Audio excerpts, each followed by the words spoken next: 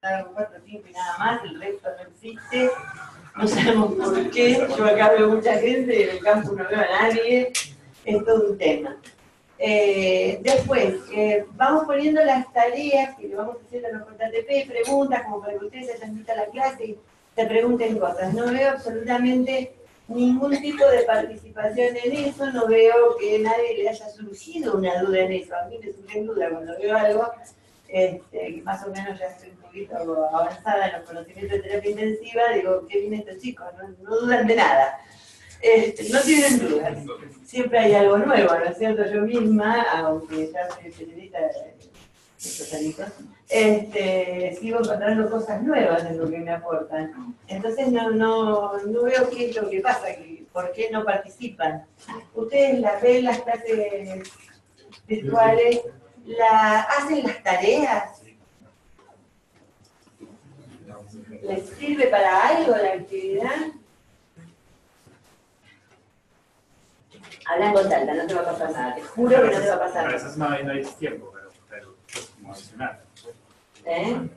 A veces uno no tiene mucho tiempo, pero sí. O sea, y la verdad que tiempo no tenemos ninguno. Es más o menos. Yo también la residencia ya la terminé, te quedaban algunas cositas pendientes, pero ya la terminé hace mucho tiempo. El trabajo, y la verdad que a veces no tengo tiempo, la verdad, es cierto, pero bueno, me tomo mi tiempo para mirar la clase con ustedes y hacer preguntas y poner las respuestas. Entonces, les falta eso, todos tenemos mucho trabajo, porque todas las personas que trabajamos tenemos mucho trabajo, pero ustedes piensen que lo que nosotros les ponemos es para que ustedes verdaderamente aprendan más y para que les sirva, para que nos puedan hacer una devolución si les sirve o no. La realidad es que pueden no hacerlo, pero entonces, ¿para qué estarían perdiendo tiempo a hacer un curso si no van a hacer nada de lo que es el curso? Después se van a agarrar la cabeza cuando tengan el examen. Van a decir, che, ¿por qué no habré preguntado en su momento en vez de cuando están acá dando el examen?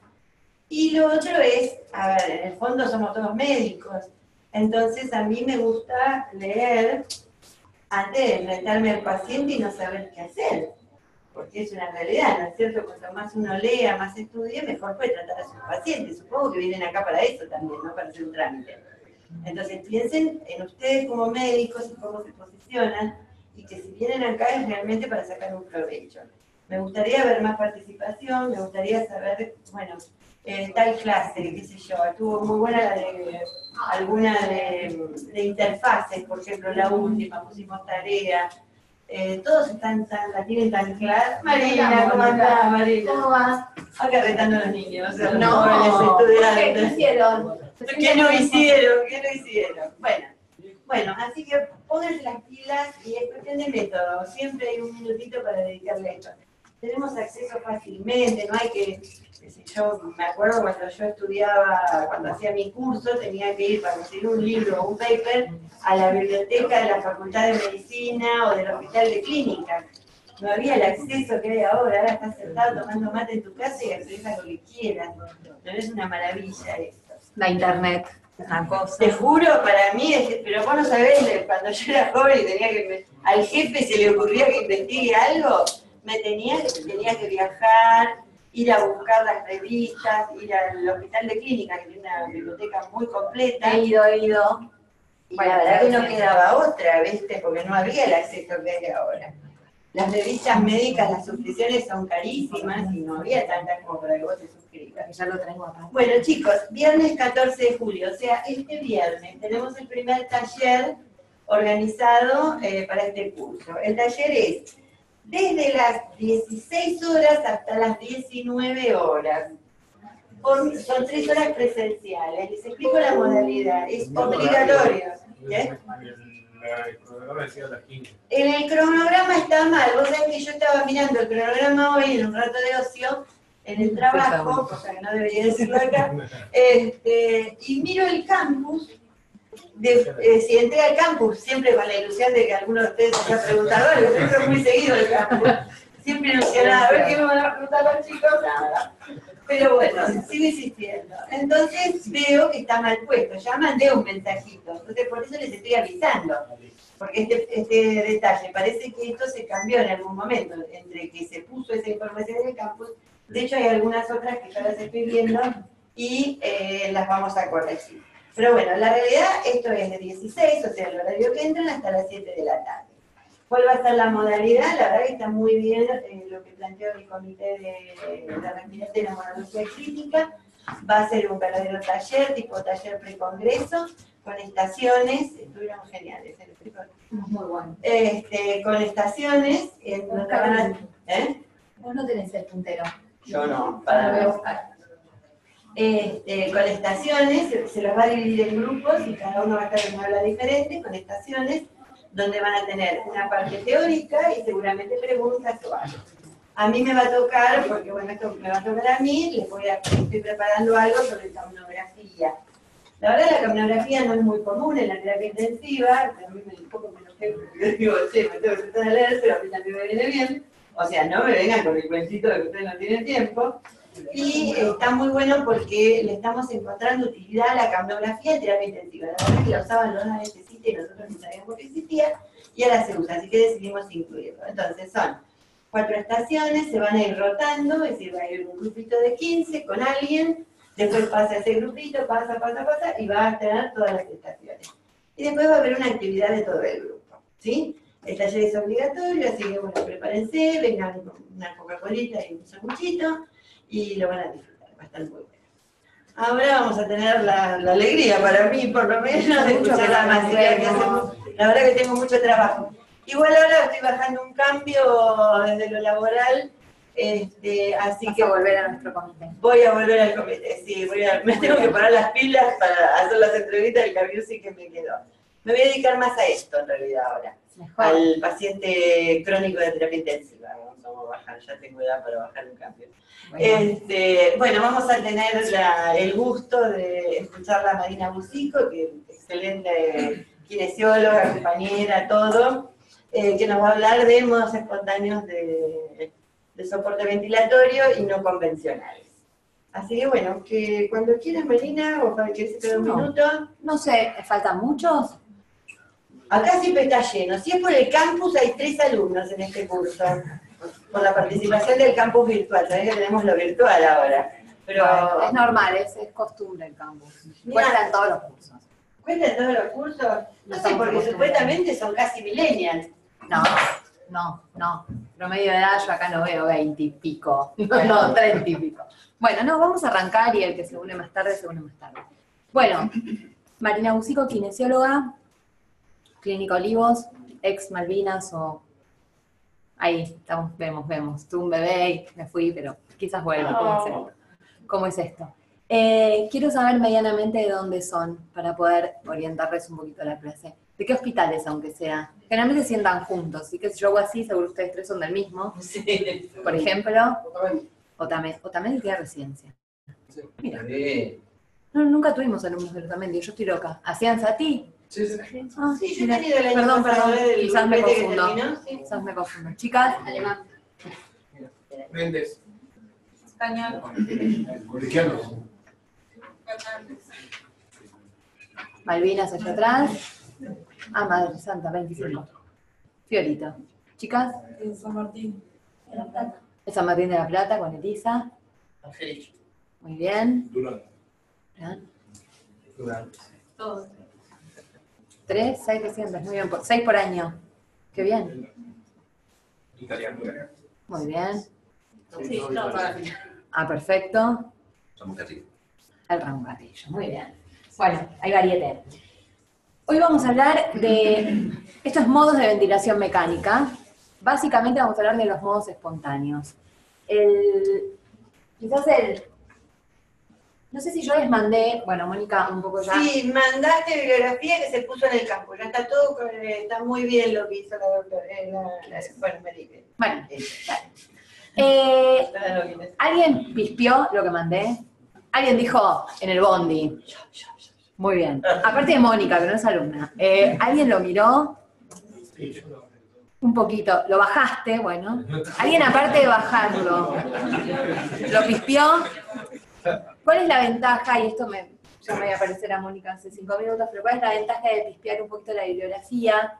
No tiene que ver con que uno vaya a aprender, pero cuando uno escucha la clase, habiendo al menos mirado un poquito, que uno tiene que sentarse a estudiar, mirado la bibliografía, la verdad que suena bastante más sencillo después el abordaje. ¿Por qué quería que la miraran? Esto es un resumen. Vieron que en lo que es modos de ventilación mecánica hay clasificaciones de diferente tipo y color, de la que uno quiera.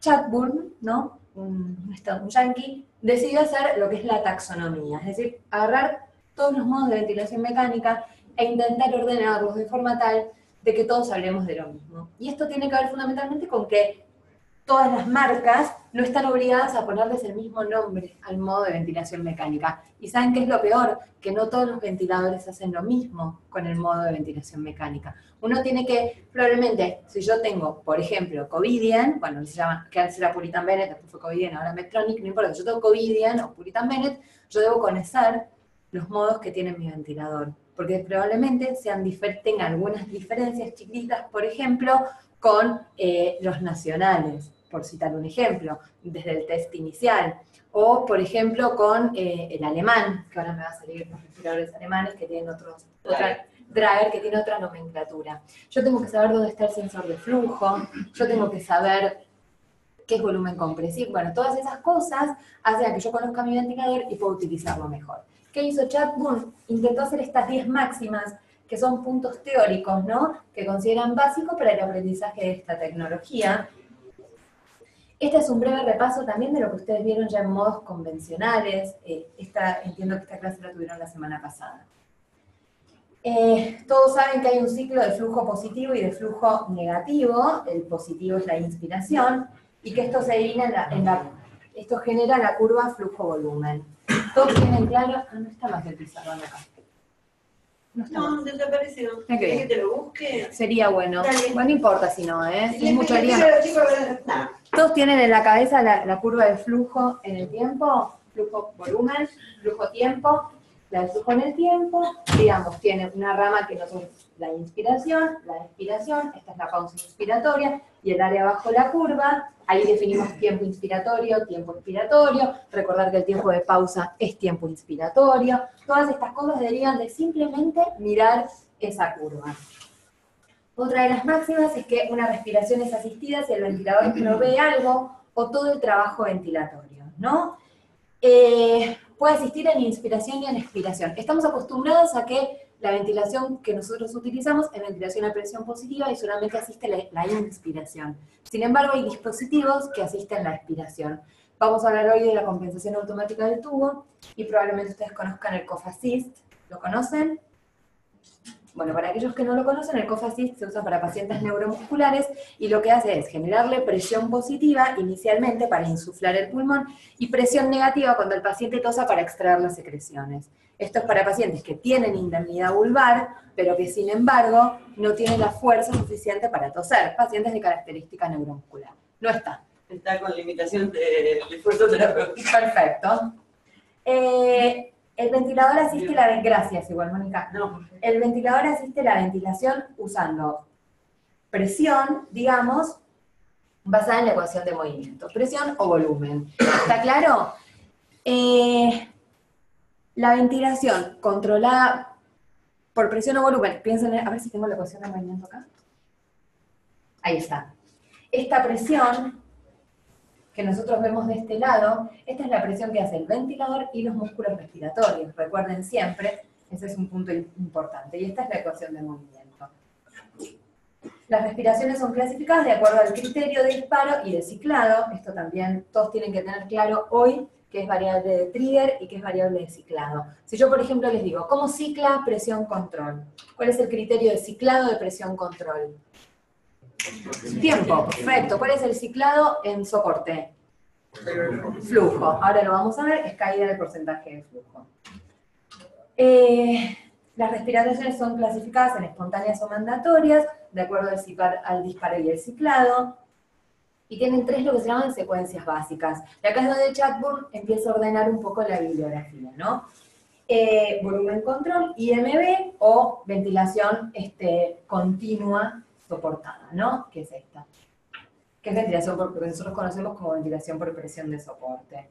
Estos son los 5 patrones, si unimos el tema de mandatorio y las 3 secuencias básicas.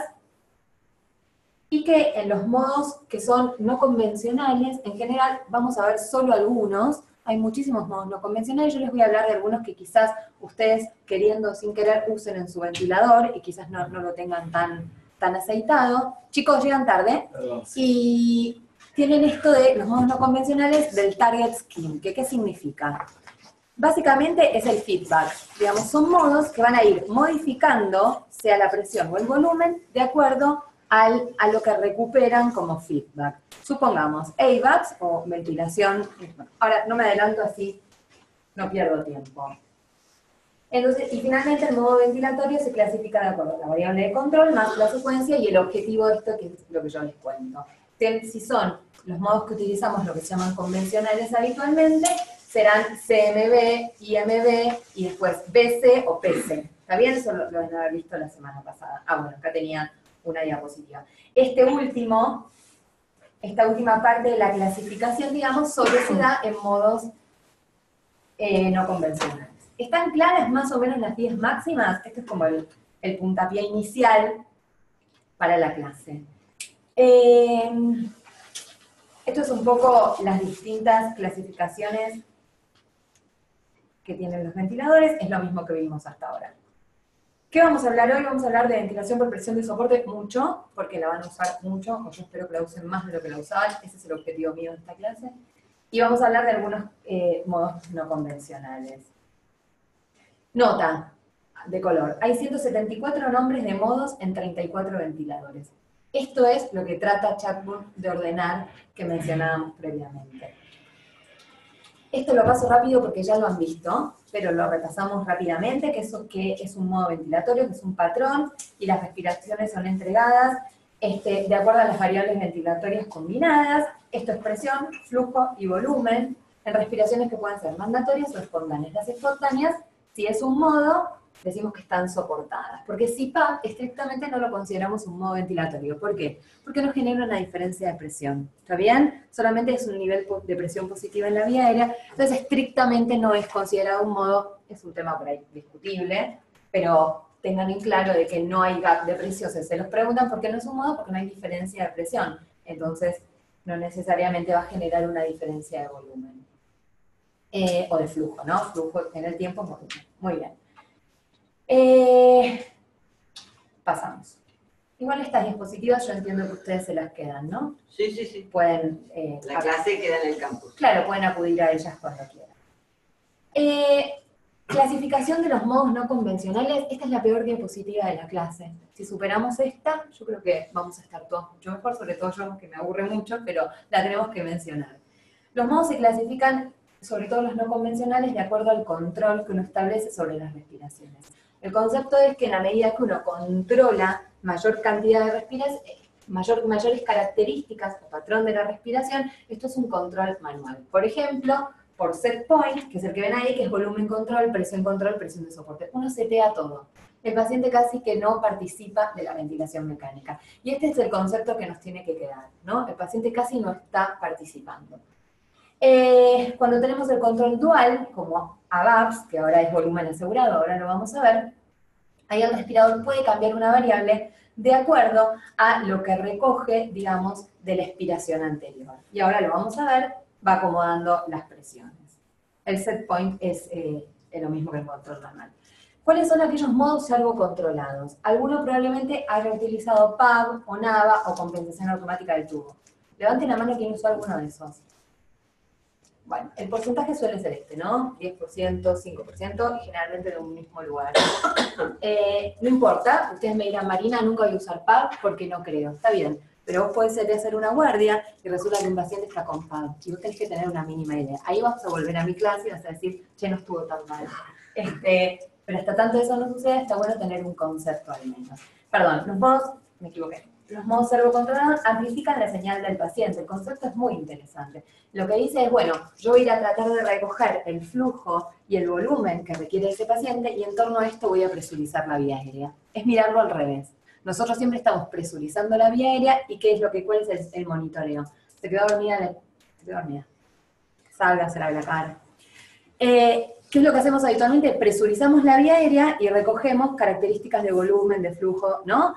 En cambio, los servocontrolados es al revés. Nosotros le damos flujo y ¿qué es lo que miramos? Las presiones que maneja el paciente. Es mirar la ecuación de movimiento desde el otro lado. Y después están los modos automáticos, que son estos modos que no utilizamos habitualmente. Los adaptativos ajustan magnitud de la variable objetivo en cada ciclo en respuesta a cambios físicos del sistema respiratorio. El óptimo no lo vamos a hablar, y sí vamos a hablar los calabres del un modo inteligente. No sé si alguien alguna vez utilizó el Smart Care. El Smart Care está en Drager. Es un modo ventilatorio que lo que hace es el weaning de la ventilación mecánica a partir de parámetros como el end-tidal CO2, la frecuencia respiratoria y el volumen tidal. Digamos, conjuga esos factores, que son esos tres, ese setting, ese monitoreo, digamos, de esas tres variables, las mete en un soft, que ya lo tiene prearmado, y a partir de eso le va bajando la presión de soporte al paciente. Después vamos a ver, obviamente, imagínense cómo me siento yo como kinesióloga, de que alguien pretenda hacer el weaning como lo hacemos nosotros, hay una disputa, es interesante leer acerca de eso. ¿Qué es lo más interesante de esta clase? Esta diapositiva. Para poder utilizar modos de ventilación espontánea necesitamos un paciente que tenga drive.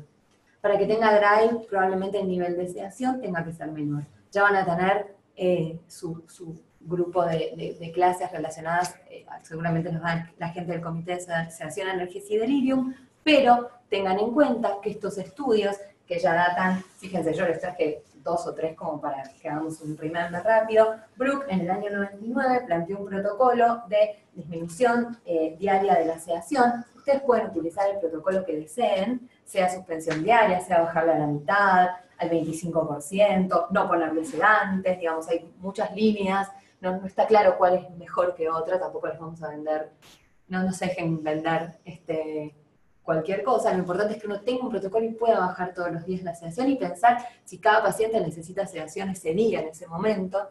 Y esto genera disminución de los días de ventilación mecánica. Este es el famoso trabajo de Kress del año 2000 con la suspensión diaria. Este quizás sea el trabajo, digamos, ícono de este tema, que disminuyó los días de ventilación mecánica en 2 días, digamos, ¿no? Y a su vez en este trabajo se observaron los síntomas de estrés postraumático a los 6 meses. El año pasado vimos un módulo lindo de qué le pasa a los pacientes cuando se van de la terapia intensiva, que no le pasan cosas buenas en general. Una de las complicaciones es el estrés postraumático y está muy ligado a la sedación y el delirium. Así que le bajamos la sedación, ese paciente no va a estar probablemente cómodo en uno de estos modos donde uno le manda todo controlado. ¿Por qué? Porque yo ahora que estoy hablando tengo un tiempo inspiratorio diferente, un flujo diferente, una presión diferente a la que ustedes que están sentados, ni hablar si alguien se queda dormido. Aumenta los tiempos inspiratorios, baja la frecuencia. A los pacientes les pasa eso en terapia intensiva. Nosotros tenemos que tratar de que les pase eso en terapia intensiva, ¿no? De que se empiecen a acomodar su ritmo circadiano de a poquito. Entonces generalmente ventilamos en espontáneo, ¿no? No estamos asistidos. Y los beneficios de utilizar modos espontáneos en terapia intensiva tienen que ver con la sedación que ya hablamos, disminuir la debilidad del diafragma, poco estudiada, la debilidad del diafragma en ventilación mecánica, un tema de por sí muy interesante, yo lo recomiendo para cualquier monografía, porque no hay tanta bibliografía, lo cual acota la búsqueda y eso es interesante, pero sí es muy importante en términos de weaning, ¿no? El diafragma no solo tiene atrofia propia, como vemos la debilidad de los músculos periféricos en ventilación mecánica, sino que el diafragma se inflama cuando empieza a ventilar a presión positiva en lugar de presión negativa. Y eso genera retraso en el weaning. Y la verdad que está poco estudiado porque hay que ponerle un balón, ¿no? Transesofágico, no esofágico, transesofágico, y de esa manera medir la presión transdiafragmática y poder observar la debilidad asociada. Pero sí sabemos que se debilita y esas son las causas, facilita el proceso de destete, requiere menos presión positiva en la vía aérea, por ende menos impacto hemodinámico y mejora el confort y la comunicación del paciente y por ende la injuria y además la BILI, que es la injuria por la ventilación mecánica a presión positiva. Acá ya van a hablar seguramente de presión transpulmonar en otras clases. ¿Qué pasa cuando yo tengo un paciente en ventilación mecánica? Bueno, la mayor parte del volumen, ustedes saben que van a las zonas superiores y anteriores, mientras que Cuando uno ventila en ventilación espontánea, la mayor cantidad de volumen va a las zonas posteriores, dorsales, y eso mejora la relación ventilación-perfusión. Es decir, ya de por sí, un paciente que está sedado tiene alteración de la relación BQ por el solo hecho de estar en ventilación mecánica. Y ese es un concepto a considerar cuando uno mira los mecanismos de hipoxemia. Esta clase parece que es de modos, pero en realidad yo trato de todo el tiempo que piensen en todo lo demás, porque al paciente le está pasando todo el tiempo, ¿no? Mientras yo lo sedé, tuve impacto hemodinámico, mientras tanto le disminuí la fuerza del diafragma, mientras tanto le compliqué el winning. Hay momentos que hay que hacerlo, por supuesto, un paciente, un neuroquirúrgico, un paciente estresado, no estoy diciendo que no haya pacientes que lo requieran, digo que tienen que tratar de pensar todo esto todo el tiempo con cada uno de los pacientes. ¿Empezamos a hablar de soporte? ¿Usan ventilación por presión de soporte? ¿Para el winning? ¿Para qué? Para el winning. ¿Algún otro usa presión de soporte cuando el paciente no está en winning? Cuando por ahí el sensorio no le da, no puede actuar. Entonces ella dice, perfecto. La verdad que si vos me preguntás si el Glasgow es un criterio de winning, yo te digo que no, de ninguna manera. El drive es un criterio de winning, el Glasgow no. Perfecto. ¿Alguna otra ocasión? Yo los invito mañana a llegar tempranito a la terapia intensiva de su unidad y sin que nadie los vea. Si hay cámaras en la clínica, hay cámaras, la corren, se esconden, se ponen un sombrero, prueben a todos aquellos pacientes no neuroquirúrgicos, no distrés, no con propofol, que no tengan relajantes. Prueben a todos los demás que están ventilados por neumonía, no sé, posquirúrgicos, qué sé yo, a ver si ese paciente que está ventilado en volumen control o en presión control, no puede estar en ventilación por presión de soporte. Les hago ese desafío, por favor, alguno que lo haga y lo suba al campus, che Marina, la verdad Y lo que sí. comenten en el campus, por favor. 2 o 3 de los, suponte que tengamos 10 de los 10, la verdad que 3 estaban, no podíamos hacer nada, y de los otros 7, la verdad que 2 o 3 ventilaron perfecto el soporte. Los invito. Con todos los beneficios que hablamos de la diapositiva anterior. Digo, no les doy este desafío. Muy bien. Fundamentalmente la ventilación por presión de soporte se usa como método de winning y se usa en ventilación no invasiva. Estos son los 3 estudios epidemiológicos de Esteban, publicados en el 98, en el 2004 y en el 2010. Muchos de los hospitales que ustedes mencionaron acá han participado en estos estudios. ¿Cuáles son las variables de fase en presión de soporte? Bueno, la de disparo, flujo o presión, pero básicamente es disparada por el paciente. Sin embargo, alguien me podría decir, Marina, hay ciertos ventiladores que tienen frecuencia de backup en presión de soporte. Sí, yo, como les decía, 174 nombres de los modos, ¿no? Son estas cosas que decís, bueno, si yo decido poner un paciente en soporte, si yo considero, si yo voy a setear las alarmas adecuadamente, si yo voy a pispear al paciente, la verdad que ¿por qué tiene una frecuencia de backup? ¿Qué le puede generar básicamente? Asincronías, porque si el paciente tiene una ventilación adecuada y cada 5 veces por hora, 5 veces por minuto, perdón, le va a mandar una ventilación, probablemente le genere asincronía. Entonces no es necesaria. Yo habitualmente los bajo a 0. Si decido poner un paciente en soporte es porque entiendo que este paciente puede ventilar en soporte y no necesita una frecuencia de backup. La variable de límite es la presión, digamos, si yo coloco una presión de soporte 10 sobre una PIP de 5, la presión límite será 15. El primer criterio de ciclado, como bien dijeron, es la caída de flujo y la variable de base, como siempre, es la PIP. Esta es la sigla que se usa para presión de soporte, ¿no? Ventilación controlada por presión, pero continua soportada, eso sí. Espontánea continua, perdón. La S es de espontánea. ¿Qué es lo que seteamos cuando seteamos presión de soporte? Bueno, el trigger, ya no sé si hablaron, pero probablemente sí hablaron de las diferencias entre flujo y presión, que eso del trigger de flujo y presión, ¿no se acuerdan? ¿Es lo mismo? ¿O no es lo mismo?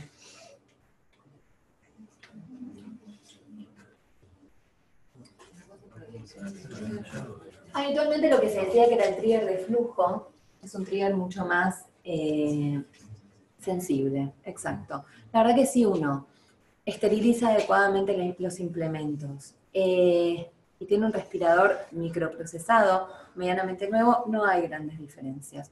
Pero como uno no siempre tiene todos los instrumentos, uno tendrá que mirar. A veces en flujo los pacientes sufren autodisparos y a veces en presión es un trigger demasiado duro. Pispeen En principio, en los respiradores nuevos no hay grandes diferencias en cuanto a la performance del disparo por flujo o disparo por presión. Bueno, seteamos el trigger, el nivel de presión de soporte, ya hablamos de este tema de la frecuencia de backup, el rise time. El rise time es un homólogo a la aceleración, ¿no? A la aceleración, al flujo de aceleración, o al flujo en volumen control, por ejemplo, o se llama rise time o pendiente de ascenso, lo dicen algunos, en algunos ventiladores está incluso en presión control, ¿no? Es cuán rápido llega esa presión a la vía aérea y el criterio de ciclado.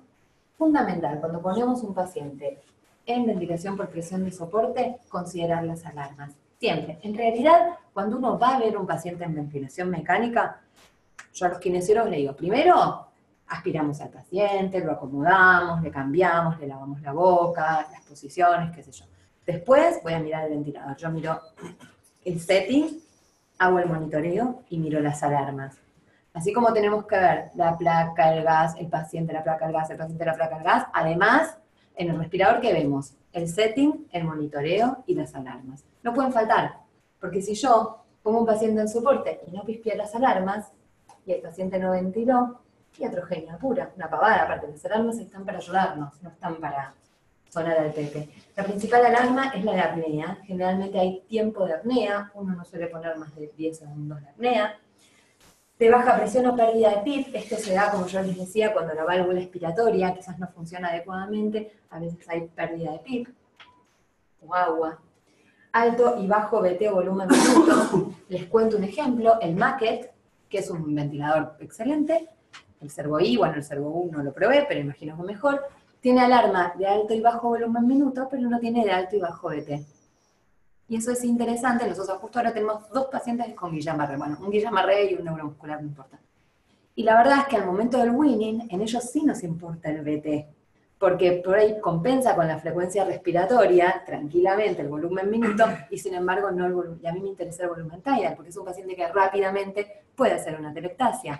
Entonces, fijémonos bien, y les estoy hablando de un Maquet, que es un ventilador excelente. Entonces digo, fijémonos bien en qué modo y con qué paciente, qué alarma tenemos que pispear. Por ahí con ese ventilador, yo a ese paciente, si no estoy segura, no lo puedo poner.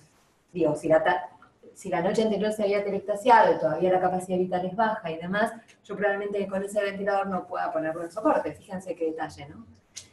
Y de frecuencia respiratoria. Ustedes recuerdan que hay variables independientes, que son las que uno setea, y las variables dependientes, que son las que monitoreamos. En este caso, la más importante, como les decía recién, es el volumen.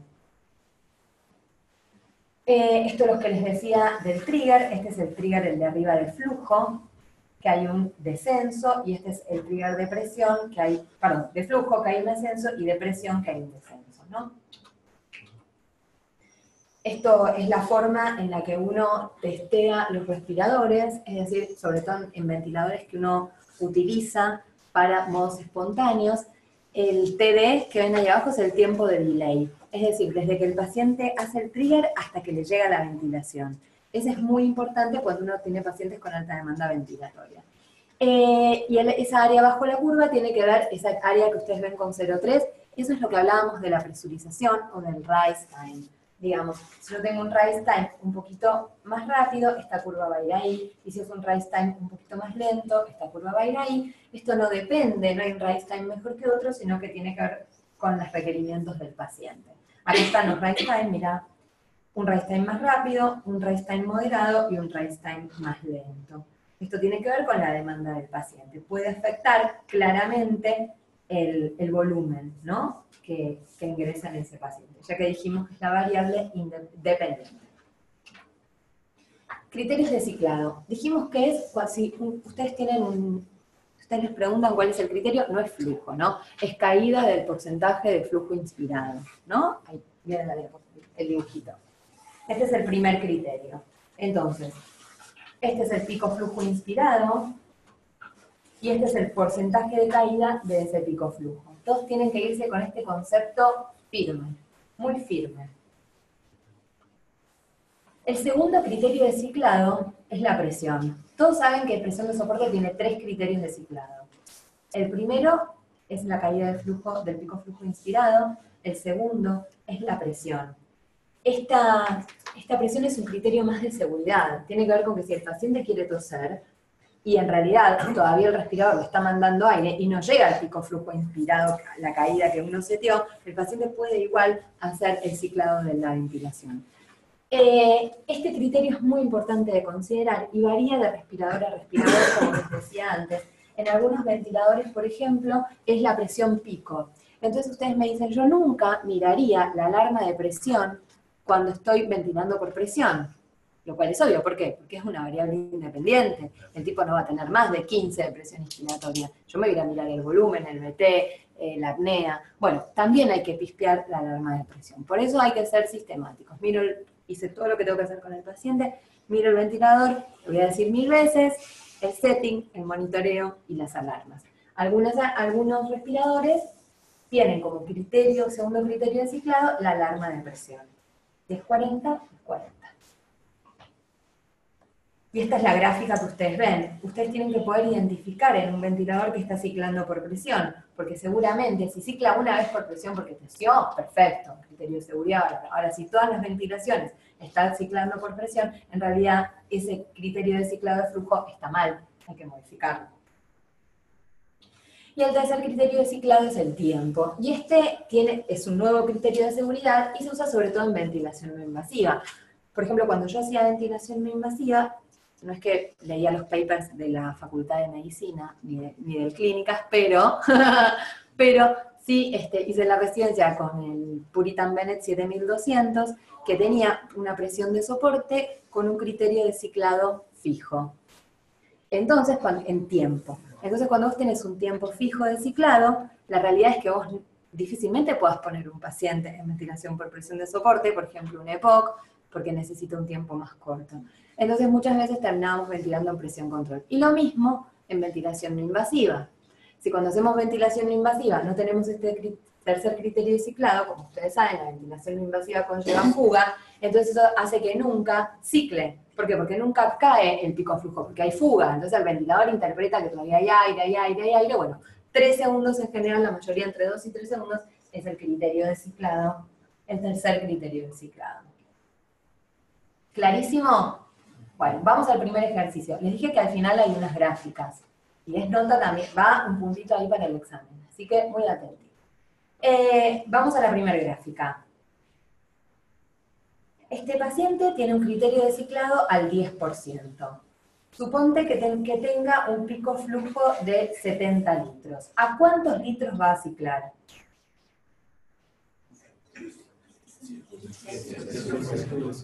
Perfecto. El segundo,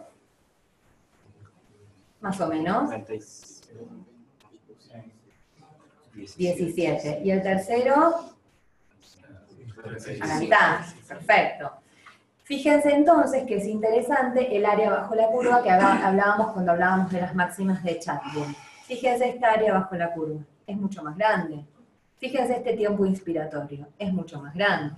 ¿Está claro? Entonces, de acuerdo a las características del paciente, yo ahí tengo un montón de herramientas para ver cuál es el criterio de ciclado. El primero, la sincronía paciente-ventilador. Esa es la primera. Después tengo que ir a mirar qué volumen mueve con eso.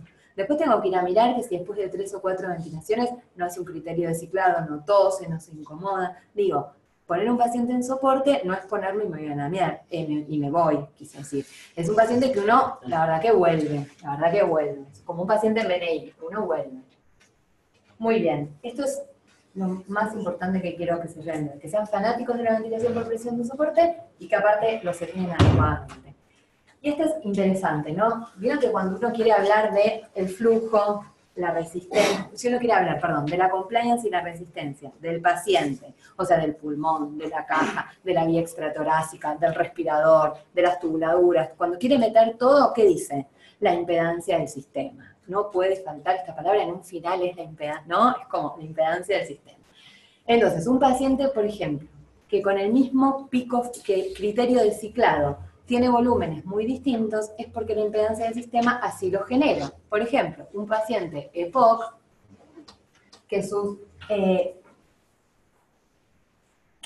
volumen, no me sale el volumen de cierre, no, que sus constantes de tiempo, ahí salió, son mucho más lentas, ¿por qué? Porque tiene la compliance y la resistencia aumentada, estas constantes de tiempo son más lentas, entonces ese mismo pico flujo le va a generar más BT.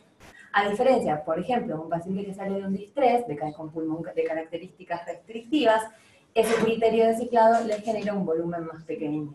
¿Se entiende? Entonces, ¿qué criterio de ciclado necesita cada paciente? Y yo me tengo que parar y mirarlo. No les puedo decir, sí, probablemente el EPOC necesite un criterio de ciclado distinto al paciente restrictivo, ¿no? El restrictivo un poquito más largo y el EPOC un poquito más corto. Sin embargo, hay que mirar al paciente. Estos son algunos criterios de ciclado de los distintos respiradores. Por ejemplo,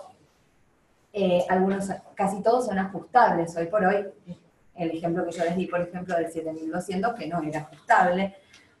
Este es el trigger, este es el criterio de presurización y este es el criterio de ciclado que hablábamos.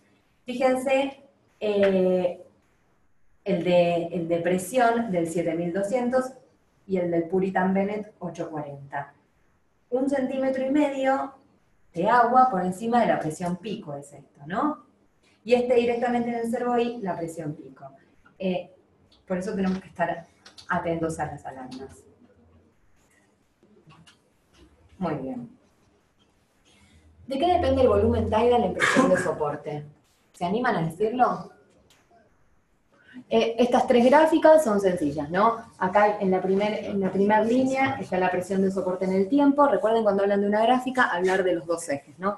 La primera es presión en el tiempo, la segunda es presión diafragmática en el tiempo, la segunda es flujo en el tiempo y la tercera es volumen en el tiempo. Y como ven, en esta gráfica y en este paciente, esto habitualmente es así, pero no siempre. Muchas veces uno presuriza la vía aérea y lo que en realidad hace no es aumentarle la presión, sino descargar los músculos respiratorios, que este es el ABC de la ventilación mecánica, ¿no? Yo digo, un paciente que está haciendo una presión esofágica, fíjense, muy importante, en la medida que presurizo la vía aérea, esa presión esofágica disminuye. A veces, el paciente está moviendo 450 de volumen tidal, yo le pongo 10, 15 de soporte y no cambia. Por eso no es que yo no le cambie, yo lo que le hice fue despresurizarle, presurizarle la vía aérea y descargarle los músculos respiratorios. Bueno, entonces, si yo les pregunto, ¿de qué depende el volumen tidal? Que es esta variable dependiente que tanto nos interesa en presión de soporte. Tiren. ¿De la compliance pulmonar? De la compliance pulmonaria, y yo te digo de la impedancia, ¿no? Porque entra compliance, entra resistencia, entra el pulmón, entra el tórax, entra el circuito. Perfecto, ¿qué más? Del nivel de soporte seteado. Perfecto, ¿qué más? ¿De qué? Del drive, del esfuerzo, perfecto. El drive que se transforma en esfuerzo, perfecto. ¿De qué más? ¿Qué estuvimos hablando hasta recién? Del ciclado, el criterio del ciclado. Muy bien, muy bien. Esos son la mayoría. Del rise time, y ahí me pongo un poquito, digamos, en detallista. Si uno a veces sube un poquito más la curva, gana un poquito más, ¿no? Al subir un poquito más la curva, ese pico flujo es un poco más alto, entonces vas a llegar antes al criterio de ciclado. Digo, bueno, son detalles por ahí más técnicos que no hacen. Ah, nos olvidamos del autopip. Un paciente, y esto es importante, a ver si lo tengo en las sincronías, si no... En la medida que los pacientes ventilen de forma espontánea, van a tener mayor número de sincronías. Este es el básico, ¿no? Uno se queda tranquilo, uno va, la verdad que lo más fácil es yo cedo al paciente, lo pongo en volumen control, me dijeron en SATI 6 a 8 mililitros kilo, listo, me fui a dormir, perfecto. Eso para las 10, 12 de la noche, ingreso a un paciente, no me parece mal. Lo único que les pido es la sedación. Lo demás, bueno, ser protectivo y más o menos acomodarlo, está bien. Ahora, a la mañana siguiente, si el paciente puede respirar, adelante. Me bancaré y tendré que estar al lado para intentar mirarle las asincronías.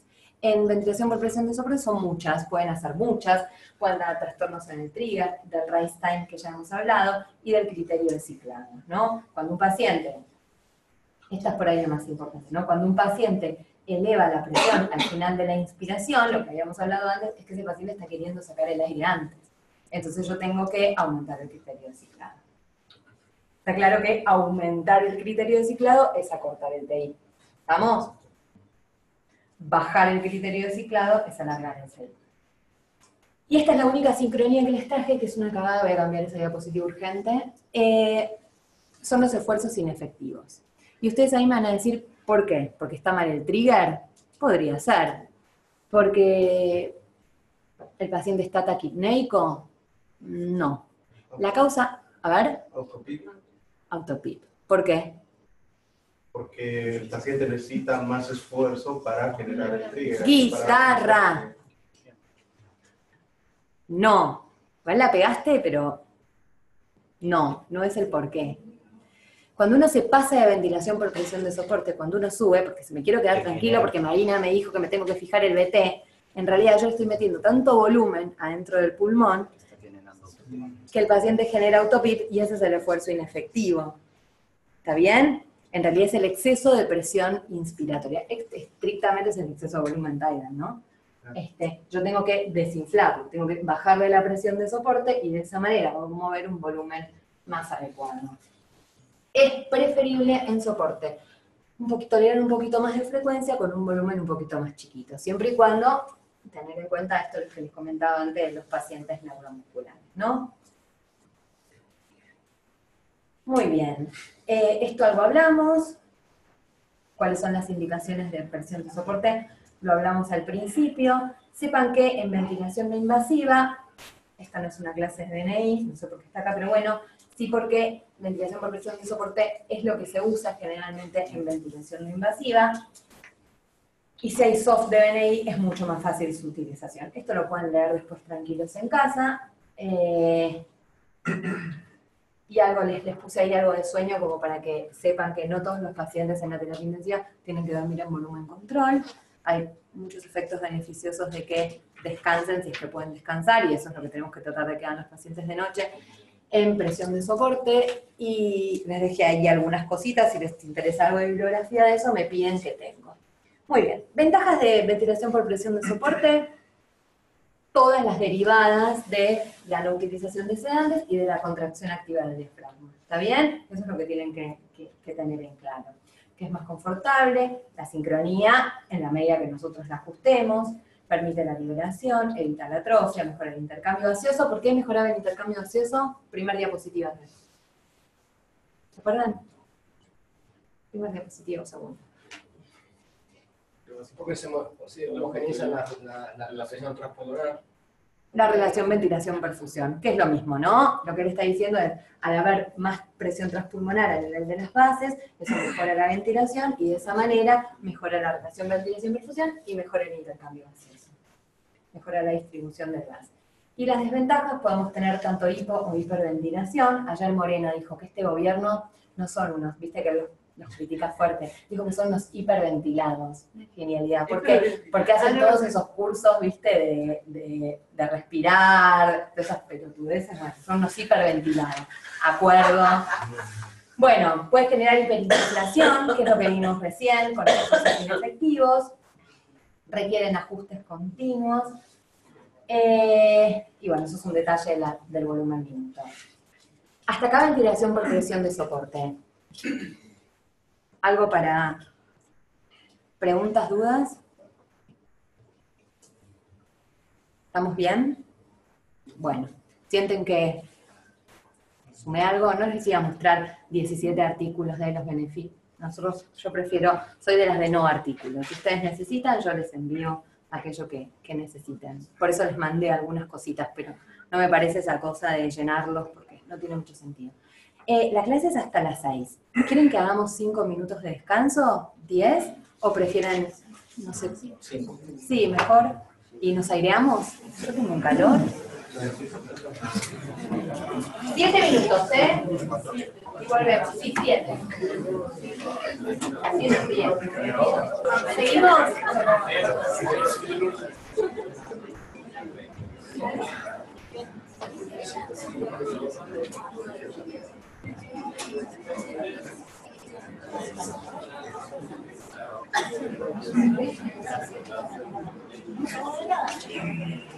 Bueno, nos metemos ahora. Si les molesta el ruido del aire, me avisan y lo apagamos.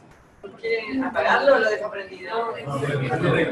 No soy la única que está muriéndose de calor. Bien, gracias. Son las hormonas después del embarazo. Bien.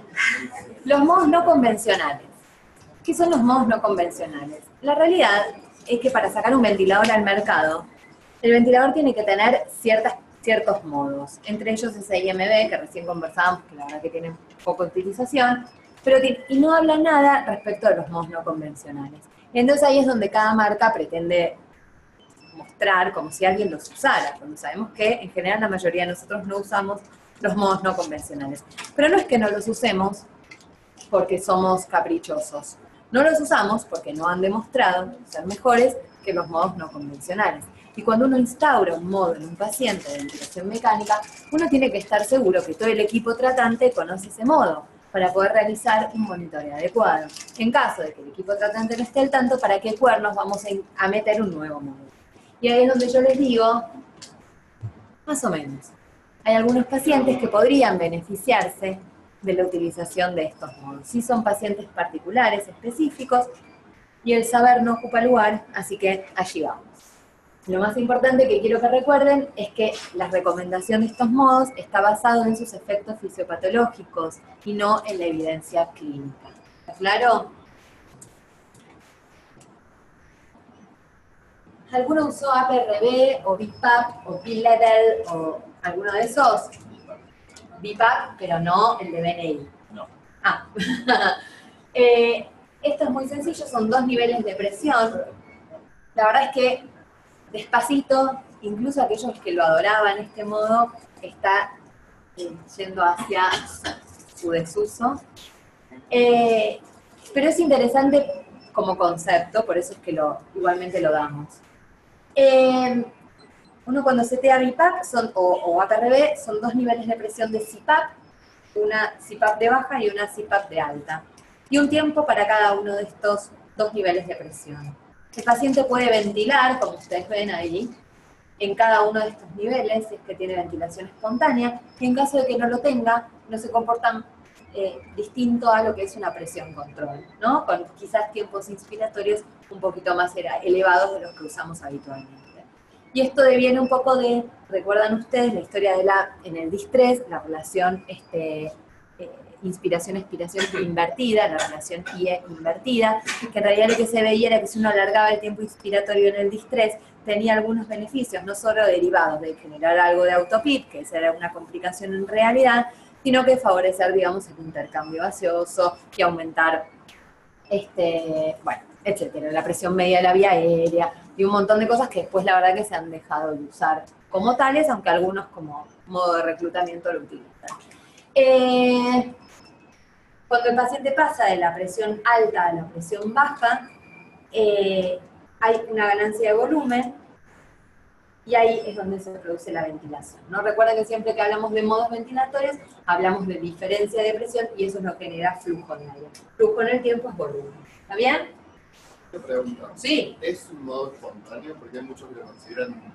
Bueno, estos son todos modos no convencionales y los modos no convencionales de por sí son modos espontáneos, por definición. Ahora, específicamente si el paciente no ventila, se considera como presión control. Pero la idea, la verdad que para qué lo voy a poner así, sí, yo quiero usar presión control, te tengo que decir usa presión control, que la vas a conocer mejor y que todos nos vamos a manejar más claramente. Así que la respuesta a tu pregunta es sí, es un modo espontáneo. Fíjense ustedes qué les parece estas curvas de volumen en el tiempo. ¿Qué está pasando?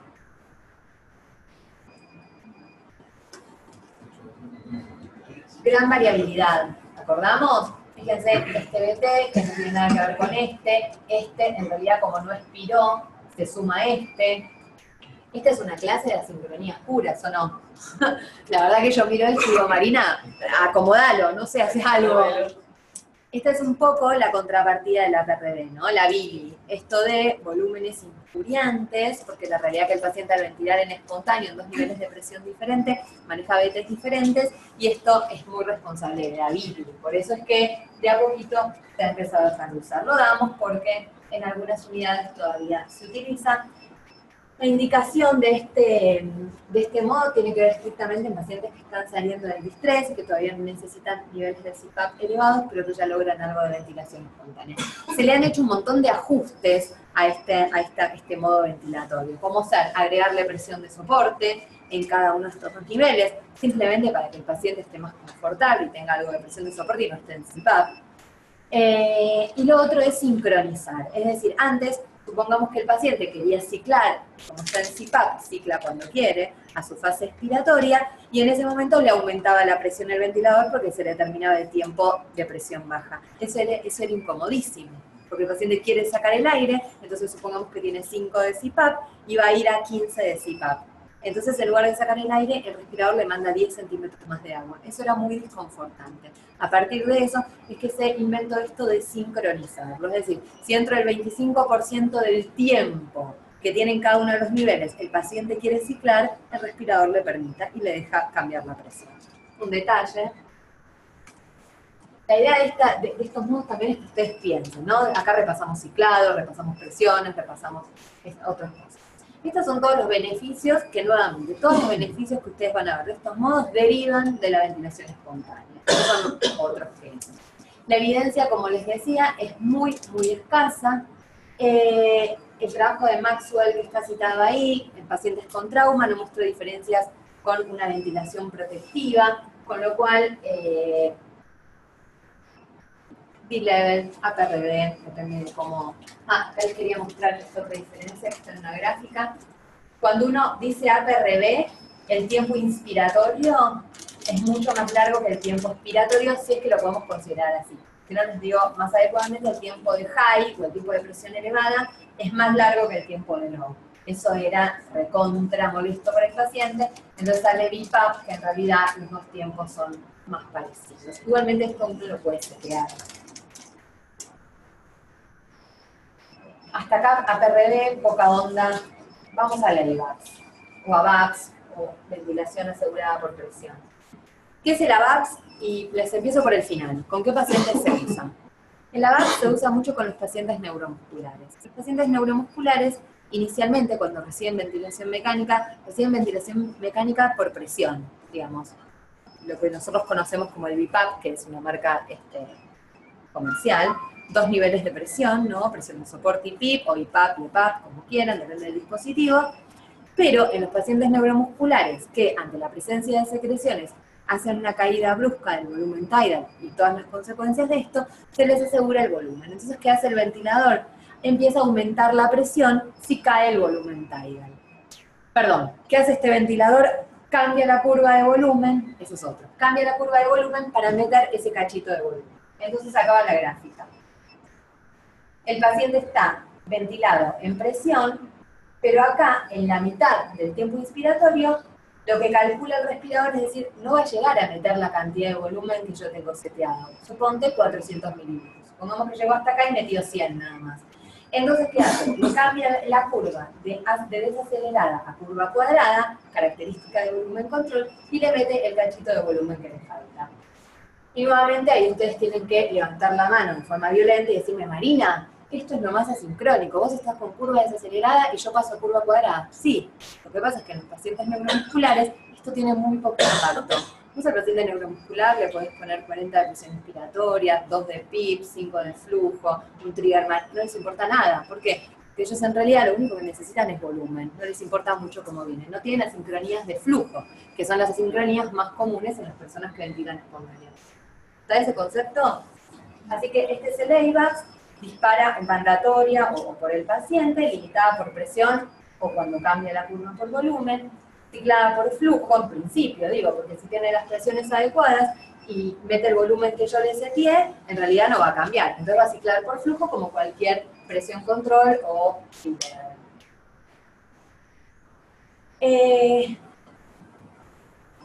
Hay, no sé si ustedes ven pacientes con bueno, la primera indicación, hipoventilación alveolar, ya lo hablamos.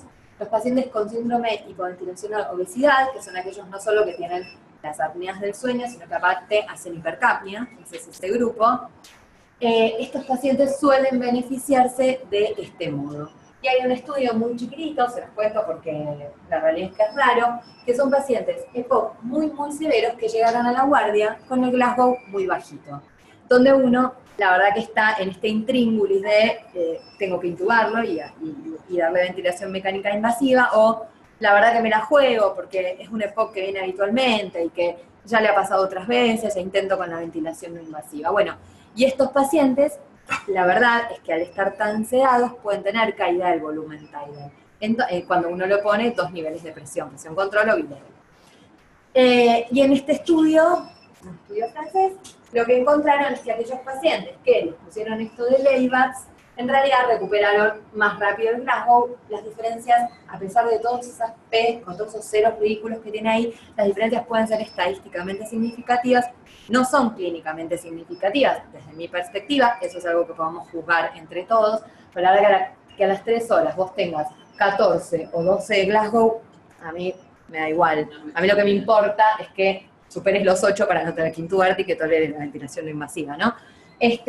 Amén de que este estudio es como casi todos los estudios que ustedes lean, tienen una cuota de mentira o de cosa, de disfraz.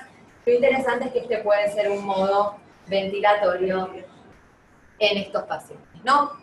Probablemente no dispongan de esos modos, por ejemplo, en una guardia externa, pero tengan en cuenta que hasta se pueden bancar un volumen control, ¿no? Hacia ahí va este trabajo, digo. Ustedes tienen un paciente que está totalmente sedado y que igual le van a poner BNI porque van a hacer un trial, porque se la juegan, porque están acostumbrados a hacer ventilación invasiva, porque lo pueden intubar si el paciente no mejora a los 30 minutos, bueno, consideren asegurarle el volumen un minuto de alguna manera, ¿no?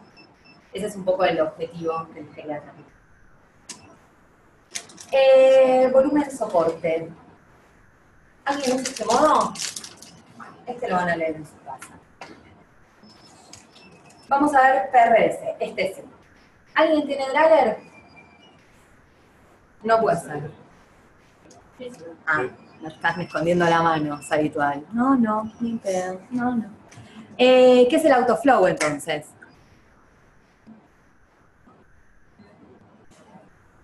¿Usan el autoflow? No mientan. Todos usan el autoflow. ¿Qué hace a simple vista el autoflow? Para los que no tienen Drager, cuando uno pone un paciente en volumen control, en el Drager, arranca con curva cuadrada, ¿no? Entonces volumen control, curva cuadrada, bien, es lo que corresponde. Después lo podemos pasar a curva desacelerada. ¿Cómo? Poniendo el autoflow. ¿Estamos de acuerdo? No, definitivamente no. ¿Pasa a curva desacelerada? Sí. Pero pasa a ser un modo de ventilación mecánica dual o no convencional. Y les cuento qué hace. Este modo, digamos, está limitado por presión y ciclado por tiempo. Asegura un BT realizando ajustes continuos en el nivel de presión. Es decir, yo tengo un volumen control, pero que en realidad no es volumen control, es presión control con un volumen asegurado. Asegurado, ¿no? Yo voy variando el nivel de presión para intentar asegurar ese volumen, que no se va a dar todas las ventilaciones. Fíjense en la gráfica, por ejemplo. Acá tengo 20 de presión inspiratoria, tengo este volumen tidal y esta curva de flujo en el tiempo. Como no era el volumen que yo le seteé, porque supongamos que esto es 300, yo quiero 500, ¿qué va haciendo el respirador? Va aumentando la presión inspiratoria hasta lograr, digamos, el volumen deseado.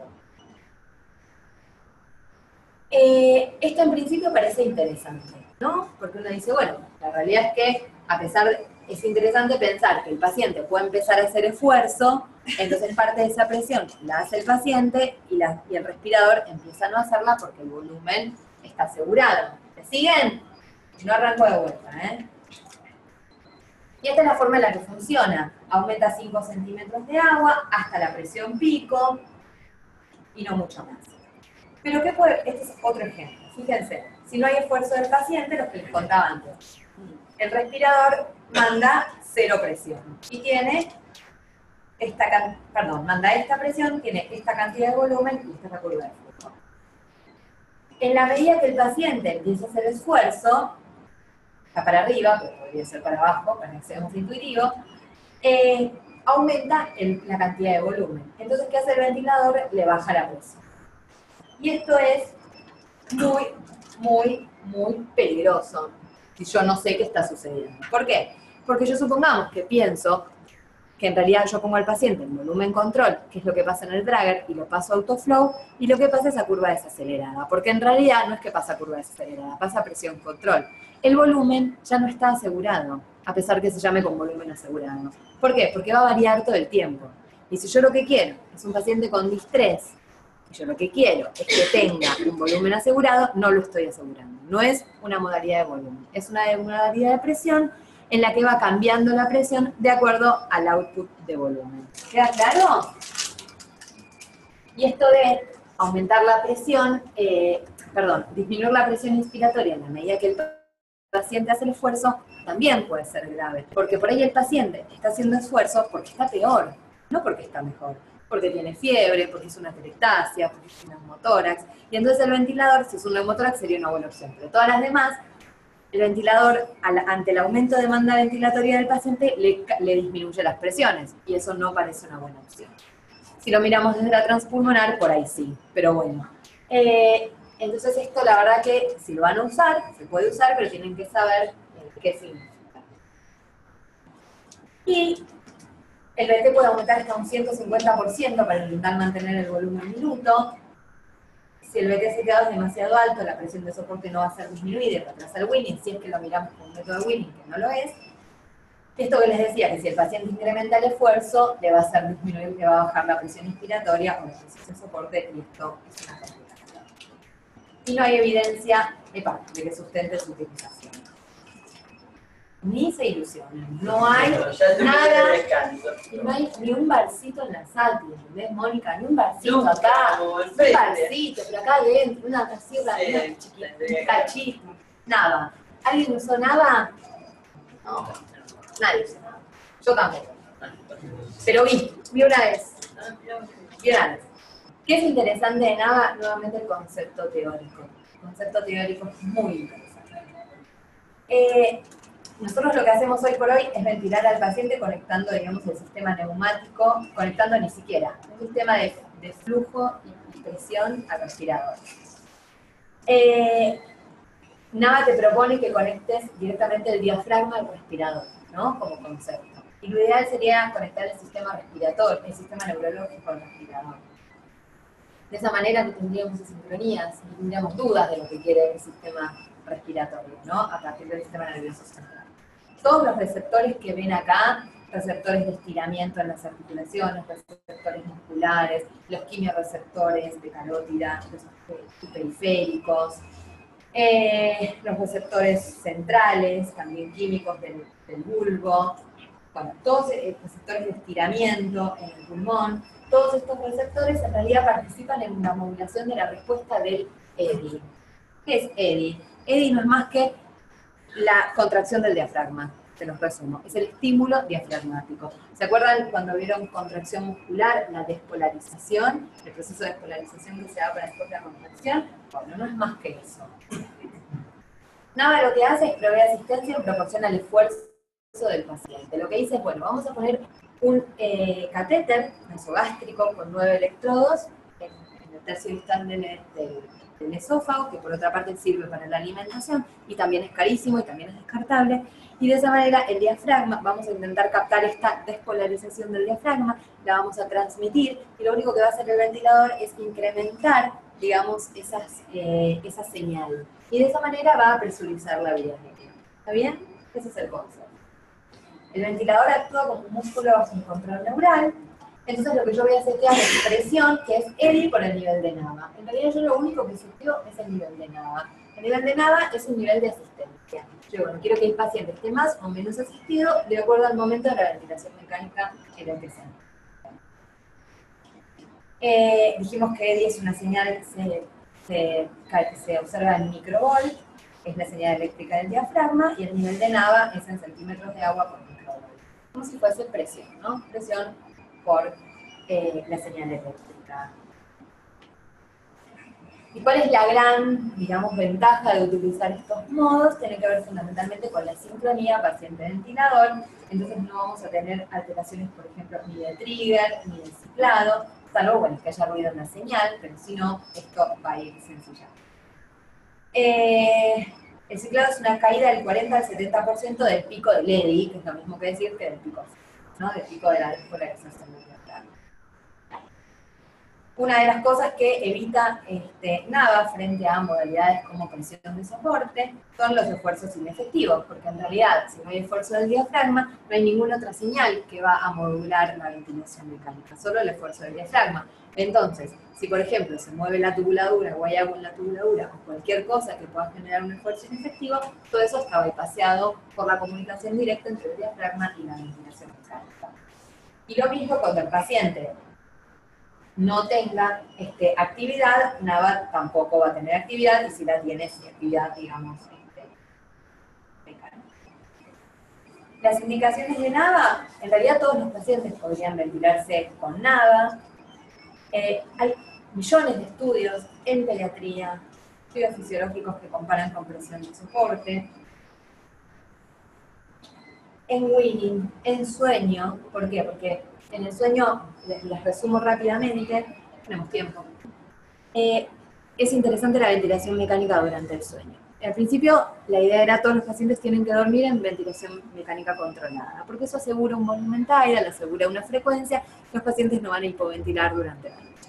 La verdad es que lo que terminaba pasando era al revés, los pacientes quedaban hiperventilados a la mañana, porque uno se aseguraba el 500/15, y la verdad que el 500/15 no le va a casi nadie.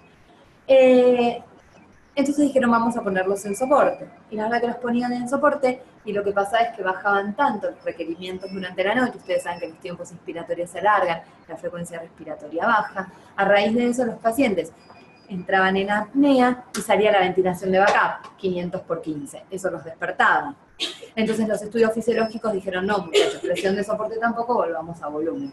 Y finalmente llega NAVA y PAV, ahora vamos a hablar de PAV, pero llega NAVA y lo que dice es, NAVA, siendo que te va a dar estrictamente lo que el diafragma le pida, durante el sueño la arquitectura es mucho mejor. Y toda esta nueva tendencia de apagamos las luces, intentamos no bañar a los pacientes de noche, bueno, todas estas, no sé si alguien fue al simposio del italiano este año. Son muy interesantes los simposios del italiano. ¿Quiénes son del italiano? Fueron. Hablamos de esto en una de las sesiones. Y la verdad es que los simposios del italiano son baratos, traen gente muy reconocida y son muy recomendables. Y no soy fan del italiano, pero no, porque digo, no es que amo el italiano, no, cero. Pero digo, pero traten de hacerse un ratito. Al final el día respiratorio es un solo día, traten de ir. Bueno, hablamos un poco de esto. Traje un solo trabajito de NAVA versus presión de soporte, y lo que se observó, vieron que hay un índice de asincronía, se considera que si uno tiene más de un 10% de asincronía, es un número totalmente inventado en la bibliografía por el queridísimo Arnotil, totalmente inventado, pero él correlacionó un índice de asincronías mayor al 10% con mortalidad en terapia intensiva. No importa, hay un trabajo que hicieron Ríos y colaboradores en un hospital, Posadas, que no dio eso, y yo creo que probablemente si reproducimos el trabajo no nos dé, porque hay muchos factores confundidores con las sincronías.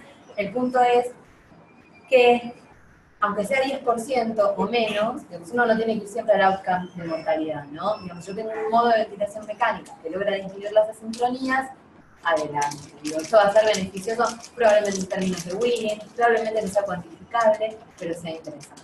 Así que este es el gran beneficio de usar NAVA. Si no te pueden poner la sonda nasogástrica, bueno, ahí no puedes usar nada. Si tenés ausencia de esta despolarización, en realidad porque no puedan censarlo, no porque problemas técnicos, o si cuando yo te pongo NAVA tenés parámetros ventilatorios inaceptables. Las ventajas, nuevamente, tienen que ver con la sincronía paciente-ventilador y los beneficios de utilizar los nodos espontáneos. Y las desventajas tienen que ver fundamentalmente con la última que ven ahí, que es la disponibilidad y el costo, y también con la educación del personal. La realidad es que el costo es alto, tiene algunas complicaciones en los pacientes obstructivos, porque a veces ustedes saben que los pacientes obstructivos, no todos los esfuerzos ventilatorios tienen que ser conducidos. Esto probablemente lo hayan visto en algún EPOC muy severo, donde uno intenta conducirle todos sus esfuerzos y termina con mayor nivel de autopic, y uno opta por dejar algún inefectivo por ahí dando vuelta. Esto no es habitual que lo escuchen, pero tienen que saberlo porque pasa. Entonces, a veces cuando vos conducís todos, con NAVA conducís todos, en realidad el paciente termina hiperinsuflado. Así que esta es una de las Me olvidé contarles una anécdota. El año pasado, en la clase con los chicos del Austral, que creo que vienen en el horario posterior, no me acuerdo, una chica, cuando terminó la clase, se acercó y me dijo, ¿te puedo mostrar una gráfica de un ventilador? Y yo dije, dale, Gordi, no hay nadie en tu hospital que le tenga que mostrar la gráfica a mí. Sí. No, por supuesto, le digo.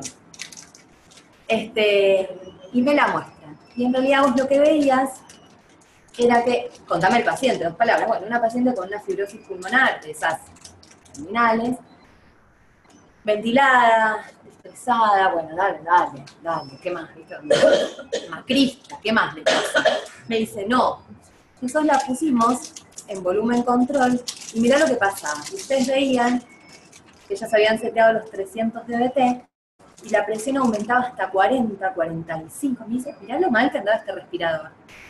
¿No será eso que explicaste? Exacto. Ellos tenían un paciente con fibrosis pulmonar, que para meter los 300 dBT que ellos les habían seteado en autoflow, llegaba hasta 45 de presión inspiratoria sobre el nivel de PIP, que supongo que era bajo, pero tenía 50 de presión en la vía aérea todos los ciclos por utilizar el autoflow. ¿Por qué? ¿Qué hace autoflow? Dice, yo tengo que meter 300 a como sea, ¿está bien? Yo para desestimar el uso del autoflow fuerte, digamos, les cuento esta anécdota. Así que bueno, mi vecina me mandó el video, quedó en el celular anterior. Todas esas cosas que te pasan en el celular. Bueno, así que nada, parece interesante. Los descontextualicé un minuto autoflow porque no funcionaba. Parece interesante, pero tiene todas estas complicaciones que les digo, que en algunos pacientes no funciona, en la mayoría funcionaría, pero la evidencia no es tan alta. Y la verdad que el hecho de que genere mejor sincronía paciente-respirador no parece suficiente en términos de indicarlo habitualmente. Además hay un solo ventilador que lo tiene, el catéter es caro, no es tan fácil, bueno, algunas cuestiones así. Vamos a hablar 2 palabritas de PAB. PAB es como la competencia en ABA, ¿viste? Y se pelean entre sí. Son 2 modos totalmente diferentes, tienen sí cosas en común que tienen que ver con tratar de amplificar la señal del paciente. Son 2 modos de presión, la mayoría de los modos no convencionales son modos de presión, porque son modos espontáneos. Lo que hace el ventilador es una forma de soporte ventilatorio parcial, por supuesto, sincronizado. Uno lo que setea es básicamente, acá les traje un video, porque este sí lo uso cada tanto, será realizado de acuerdo, digamos, al porcentaje de asistencia. ¿Qué significa esto? Yo lo que seteo es un porcentaje de asistencia de PAB. PAB lo que va a hacer es va a medir la compliance y la resistencia del sistema y va a intentar presurizar la vía aérea con un porcentaje que yo le pida, ¿no? Dijimos es espontánea, controlada por presión, cifrada por flujo. Esta es la presión de ventilación. Esta es la P, digamos, de la ecuación de movimiento que vemos siempre. Porcentaje de asistencia en flujo por resistencia más el porcentaje de asistencia en volumen por elastancia. Entonces, si un paciente, por ejemplo, tiene 20 centímetros de agua de resistencia por segundo y 20 de elastancia, centímetros de agua litros por segundo, y yo le digo, bueno, PAB, yo creo que asistas al 50%. Muy bien, le va a dar 10 de asistencia y 10 de elastancia. ¿Está bien? En la ecuación de movimiento. Se ubican, como que el respirador se para del otro lado. Y esta es una curva típica de un paciente en PAB, donde los flujos y los volúmenes y la presión varían todo el tiempo. Y esto es lo que nosotros tenemos que considerar como normalidad. Yo veo esto y la veo en un respirador y me da dolor de cabeza. Y sin embargo, si el paciente está despierto, esto es lo más fisiológico. Si el paciente está sedado, uno trata de acomodar la cosa para que sea más rítmica, por decirlo de alguna manera.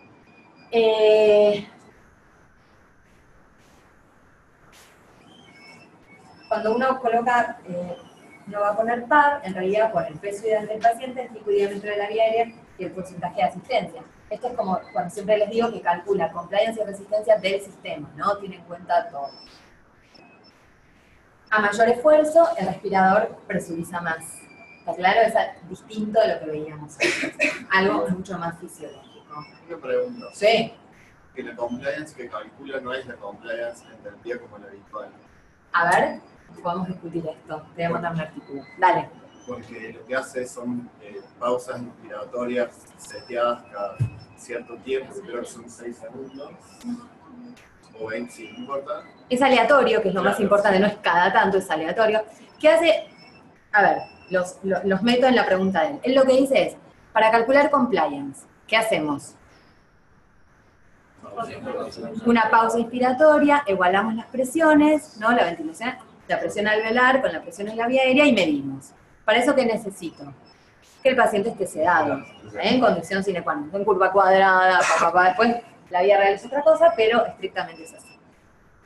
Yo, al igual que el señor, descreía fuertemente de la medición de esa compliance. Entonces, ¿qué hice? Me fui a la fuente. Discúlpeme, le pregunté. Después te voy a contar a quién, acá me da vergüenza. Pero a uno de esos, ¿viste? Los grosos que no viven acá, los que viven allá. Sinceramente, Paz y yo la verdad, que a Paz no le creo. Porque a mí me parece que esa compliance es cualquiera, y me dijo, ¿usted leyó el trabajo de Otis? Y dije, no lo leí. ¿Qué hizo el trabajo de Otis y todos estos? En realidad lo que hacen es que cuando uno mide la plató, aunque sea en ventilación espontánea, soporta. Pero uno tiene en realidad la vía aérea cerrada. O sea que uno en realidad conoce, digamos, hasta cuántos son la capacidad de ese sistema, ¿no? Entonces uno hace pausas de forma aleatoria durante la ventilación, uno puede obtener en promedio un valor muy similar al de la plató que tomamos nosotros habitualmente con la pausa inspiratoria en ventilación cuadrada, con curva cuadrada y demás. Te mando el artículo, complejísimo desde la física, no es algo que yo te pueda decir, lo que te puedo asegurar es que esto funciona de esta manera. Aún así, si uno tuviese 2 o 3 centímetros de agua de diferencia, tampoco uno se rasga las vestiduras. ¿Por qué?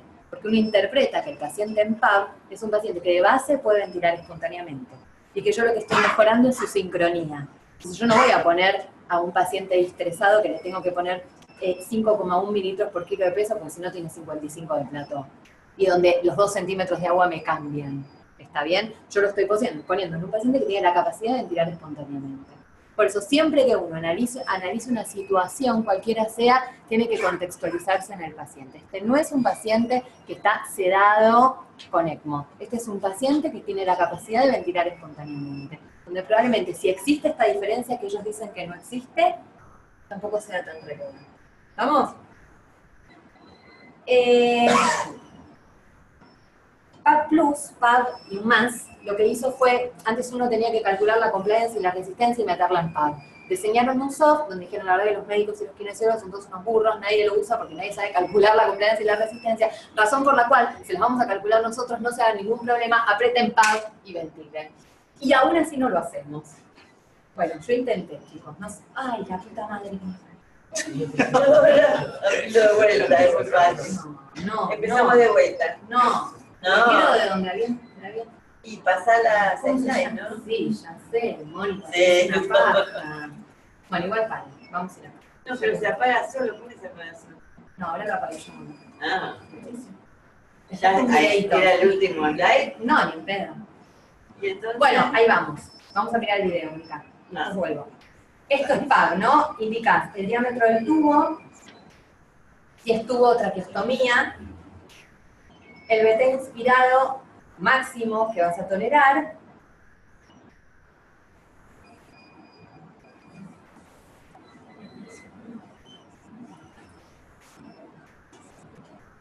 y la presión máxima que vas a tolerar.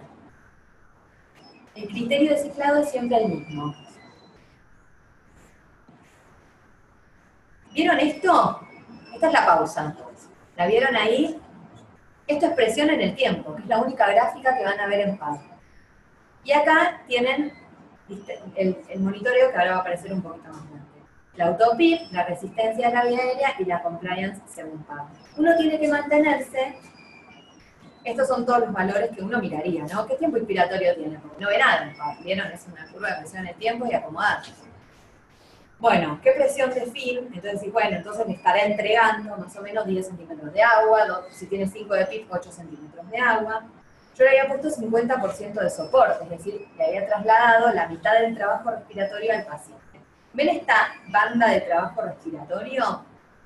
Ahora déjame que te cuente otra cosa. Uno tiene que tratar de que el paciente se concentre en la banda verde. ¿Qué significa? Que este es un trabajo respiratorio adecuado para el esfuerzo del paciente. Si está en la roja, es que está haciendo, si está en la más clarita, es que está haciendo menos trabajo del esperado, y si pasa a la roja, es que está haciendo más trabajo del esperado. Ahí bajó la frecuencia, y ahora le estoy haciendo maldades al paciente a términos académicos estrictamente. 5%, fíjense que la presurización es mucho más bajita, porque acá el respirador casi no está trabajando en su compliance y resistencia. Fíjense que el TI no cambió tanto, pero fíjense la presión de film, que era pico, ha bajado. Es la resistencia, que es un paciente que estaba de salida de la ventilación mecánica. Hay no sé si este año van al Congreso. Bien. El comité de seguimiento, que es un comité muy interesante, trae a Erifan. Erifan, bueno, me aburrí, ahí después lo volví a poner una modalidad más adecuada. Erifan fue uno de los que, perdón que tenga que hacer esto, yo no lo puedo creer que no haya otra forma. Erifan fue uno de los que participó del consenso de Winning, que se publicó este año. ¿Están todos al tanto? Ahora el nuevo consenso de Winning, sería bueno que lo tengan en cuenta. Básicamente porque no estoy de acuerdo con nada de lo que dice. Pero bueno, una de las charlas que vamos a tener en el Congreso tiene que ver con esto de qué hacer con los pacientes que tienen la posibilidad de salir de la ventilación mecánica, que están en un destete dificultoso o prolongado, y que a su vez requieren de rehabilitación, ¿no? ¿Tienen de esos pacientes? Tienen pacientes que han quedado suponte traqueostomizados en Winning prolongado y que a su vez tienen que hacer rehabilitación. ¿Hacen rehabilitación en sus unidades? Sentarlo al borde de la cama, intentar que hagan las actividades de la vida diaria, alguna, probarse los dientes, bueno, llegamos a nada.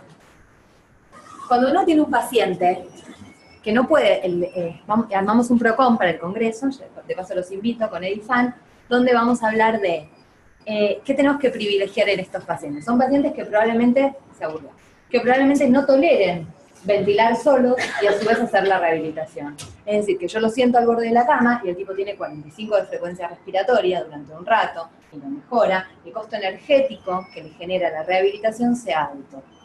Versus, vos decís, no, yo lo que quiero es que se destete de la ventilación mecánica porque yo lo tengo que sacar rápido de la unidad, porque hay más infecciones, porque necesito la cama, porque esto depende de la unidad que cada uno trabaje.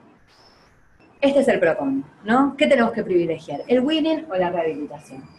Si uno tiene la posibilidad de quedarse con su paciente, es decir, de pasarle una sala intermedia o lo que sea, PAV es una, no sé cómo todavía no hay 5 papers de esto, pero PAV es una muy linda modalidad para hacer la rehabilitación. ¿Por qué?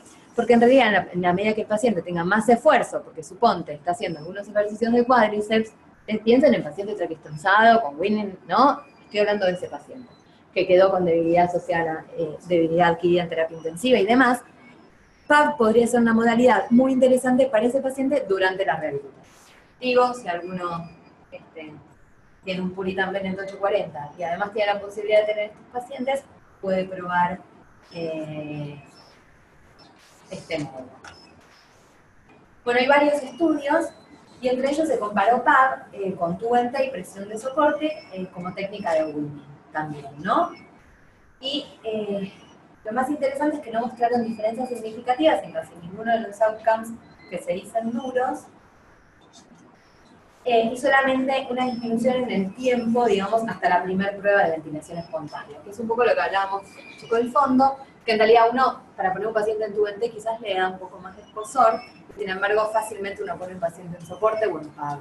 Entonces, bueno, esto es lo que se vio. Digamos, no hay beneficios de usar PAV sobre otras técnicas, que en realidad es un resultado muy interesante para PAV, ¿no? Porque lo que significa es que es homólogo a las otras técnicas de Winning que usamos habitualmente. Bueno, este es el principal beneficio, que es un trabajito del 2016, que en realidad lo que se vio es el índice de asincronías previo a la utilización de PAV y posterior. y esto es en presión de soporte, digamos. Previo a la randomización de soporte, presión de soporte y 2 días después de presión de soporte. Es nada, sepan que estos son modos que en realidad sincronizan mejor con el paciente porque no tienen parámetros estructurados como pueden tener otros modos.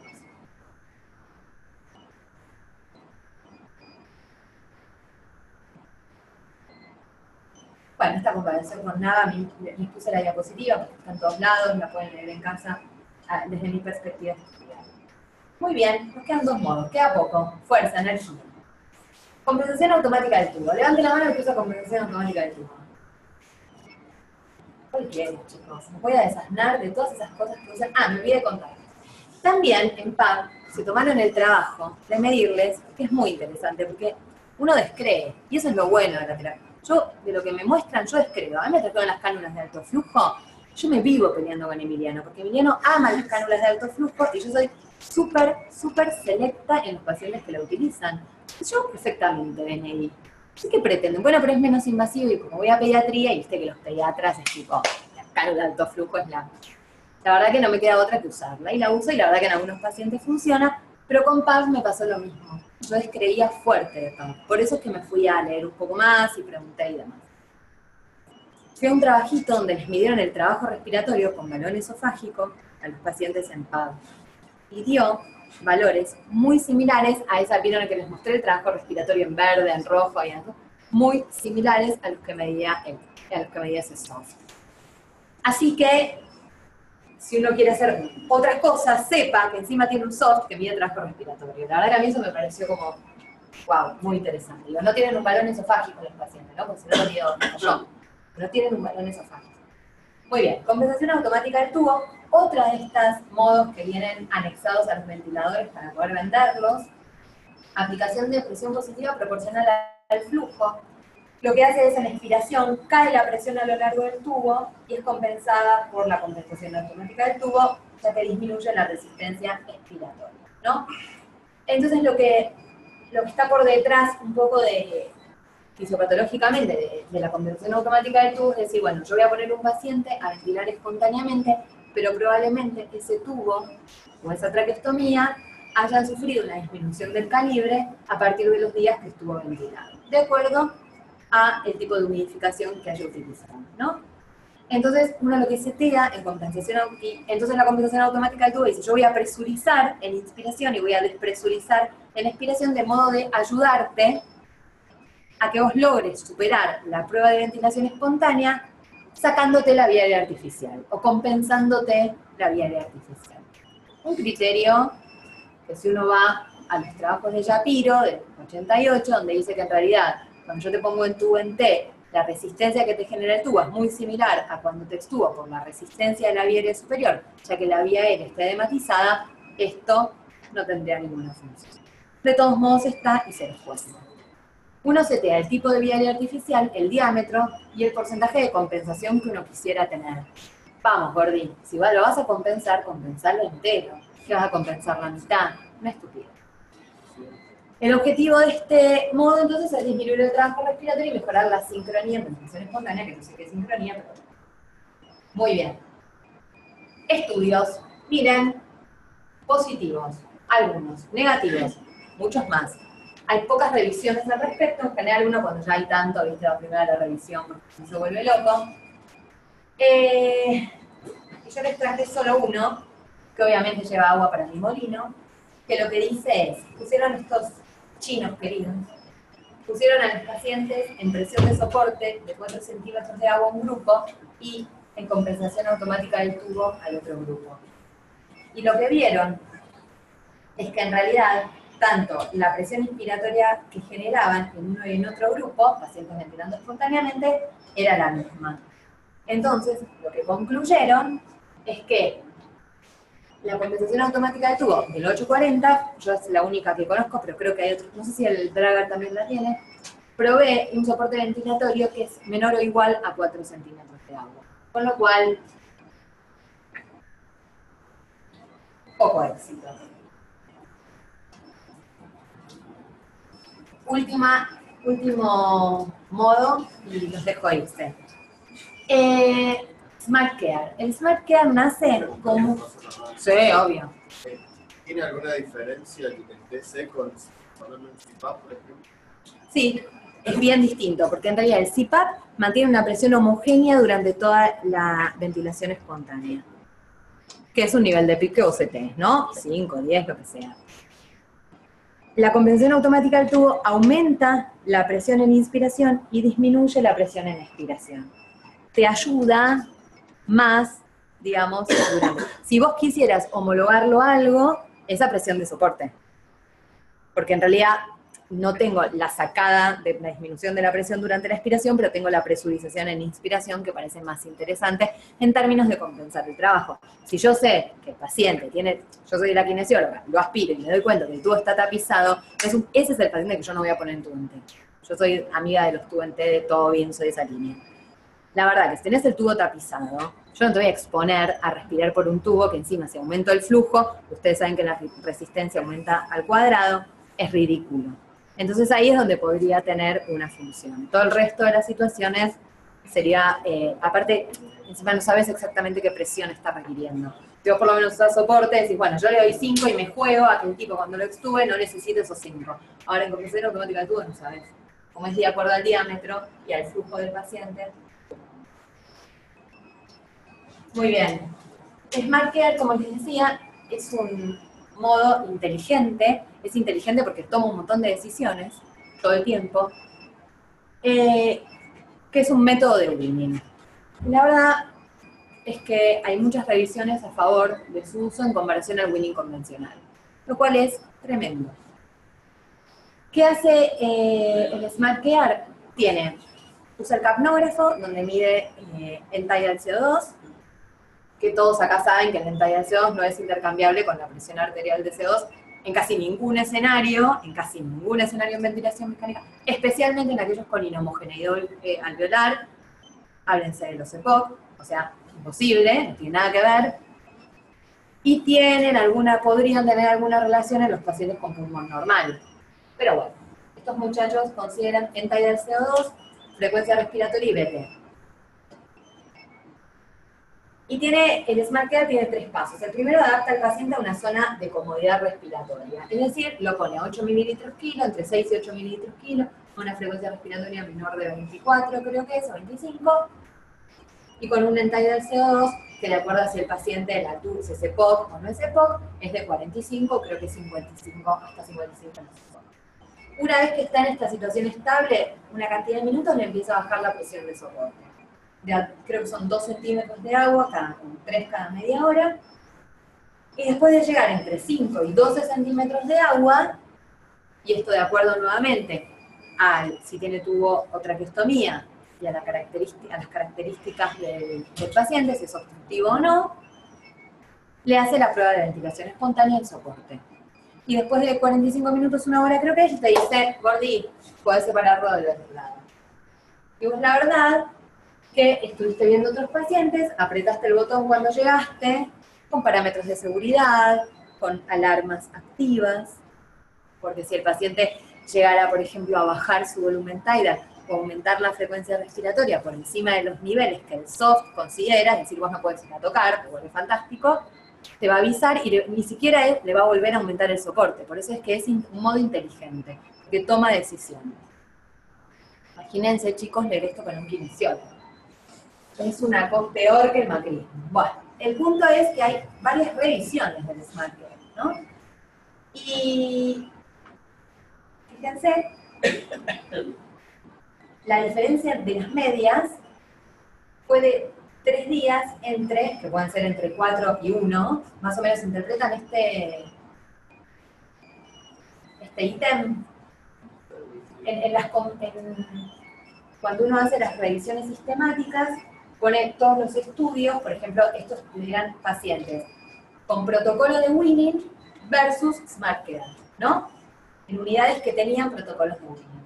Y lo que vieron es que la diferencia entre los que hicieron Smart Care y los que hicieron el winning convencional fue de 2,57 días a favor del Smart Care. Pero todo esto tiene un intervalo de confianza, que en este caso fue entre 4 días y 1 día. O sea, algunos mejoraron 1 día y otros 4. El promedio les dio 2,57. ¿Se entiende eso? Es importante que puedan interpretar estos datos. Y en los pacientes, en los grupos que no tenían protocolos, la diferencia no fue diferente. Digo, no vieron diferencia. Es decir, en todos los pacientes, este es el promedio de ambos, en todos los estudios, digamos, juntaban estudios de alta calidad, randomizados y controlados, y vieron que SmartCare terminaba siendo mejor que el Winning convencional. Depresión, en todas las unidades de kinesiología, las sociedades científicas indignadas.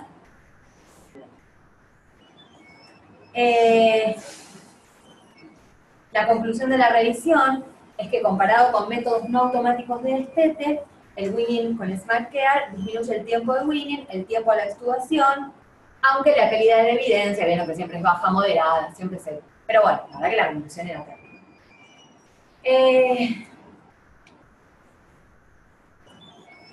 Y ahí tuvieron, imagínense, no solo nosotros como kinesiólogos en Argentina, todas las sociedades de kinesiología en realidad salieron como locos, y lo que uno de los comentarios fue, bueno, igual tengan en claro que cuando el Winning no es automático, siempre termina dependiendo de la voluntad del ser humano. Entonces ahí es donde probablemente fallaba.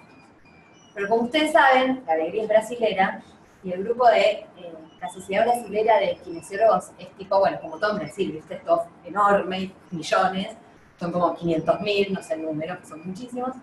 Bueno, un grupo pequeño hizo este trabajo que en realidad dijo, ¿saben qué pasa? Ustedes no saben hacer el Winning, porque no tienen kinesiólogos en Europa, y eso es verdad. En Europa no hay kinesiólogos, lo hacen los médicos. Y lo que ellos demostraron en realidad con un grupo de kinesiólogos que hacían Winning en su unidad, es que el tiempo de Winning versus el SmartCare era mejor, digamos, en el grupo que hacían Winning convencional o guiado por kinesiólogos. Pero cuando uno se va a la letra chiquita y mira, estas son horas, ¿no? Entonces 60 versus 110 horas, la cosa no parece tan distinta. La conclusión de este trabajo es que en realidad depende de, bueno, que ellos sí lograron disminuir el tiempo de destete a pesar de las dificultades. Como conclusión un poco más lógica y más allá de los estudios del SmartCare, me parece que que ha demostrado, mal que nos pese, ser una modalidad muy interesante en el destete. Me parece que en pacientes que no tengan dificultades en el destete, esto puede funcionar, y hoy hablábamos de los pacientes posquirúrgicos, pacientes sencillos, digamos, que no hayan tenido mayores días de ventilación mecánica y que probablemente no tengan dificultades en el destete, el SmartCare o unidades, por ejemplo, de anestesia, donde los pacientes los extúan a veces un poco precozmente, quizás el SmartCare en una sala de recuperación pueda tener una función, sobre todo de seguridad, ¿no? Hacemos unas curvitas y nos vamos, muy breves. Tienen que identificar el modo, chicos. Bien, vamos a empezar por aquella área. Así, ay mierda, así no se pelean. Primera línea. Modo de la izquierda y modo de la derecha. Nombre el modo, se llama el juego.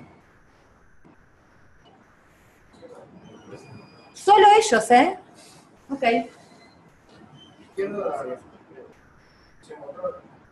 La de la derecha. ¿Qué cosa? No. Ah, la primera es ¿qué cosa para vos? Ajá. Y la segunda.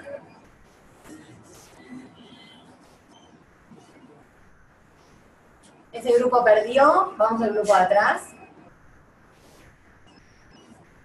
Falta la segunda. Uno más y la decimos. No vamos a gastar todas. Chicos, tiren. No pasa nada.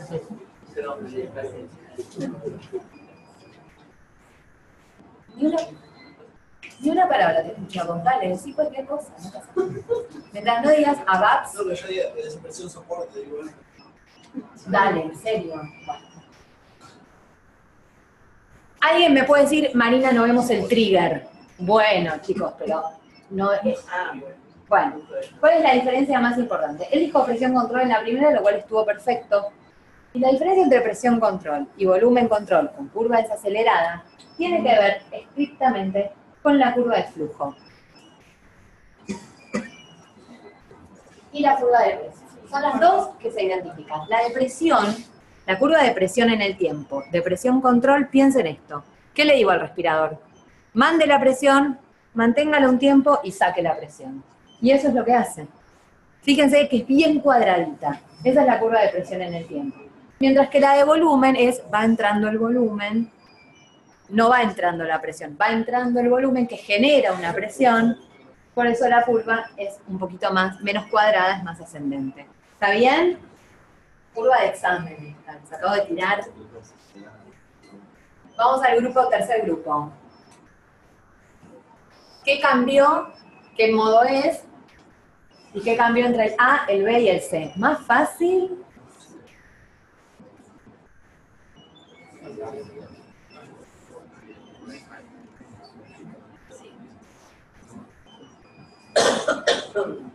¿Vamos? No, chicos, vamos de vuelta. Es el mismo modo al que le cambiamos una cosita.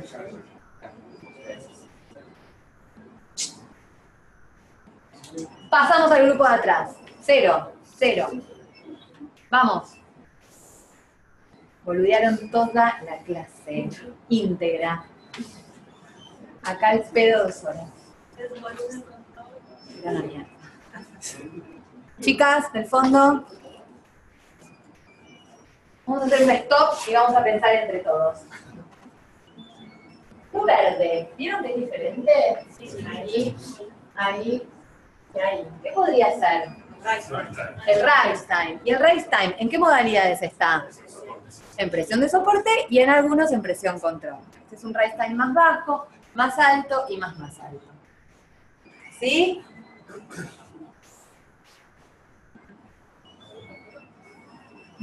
Chicas del fondo, la vida les da una segunda oportunidad. Vamos.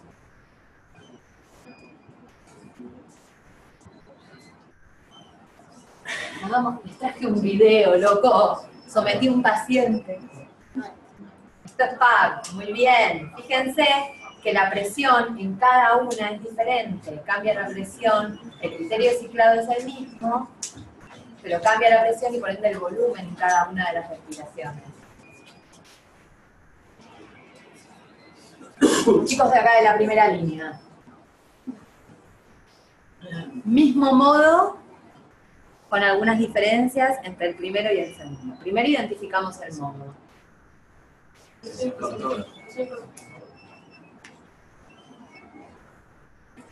Cago en días, no miran el ventilador ni muerto, todos son kinesiólogos, ¿no? Ese es el problema de que haya tantos kinesiólogos. Claro, tantos problemas.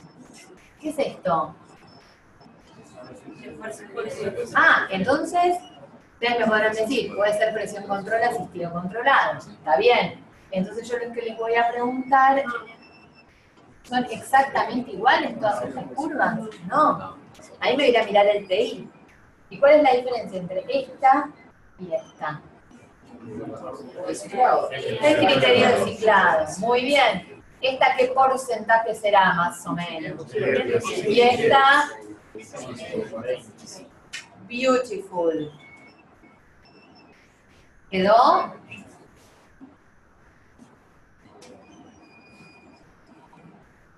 Los chicos del italiano. Terrible. Muy bien. ¿Se acuerdan? APRB, B-level, APRB tiene TI muy largos, o presión de high, tiempo de high muy larga, B-level.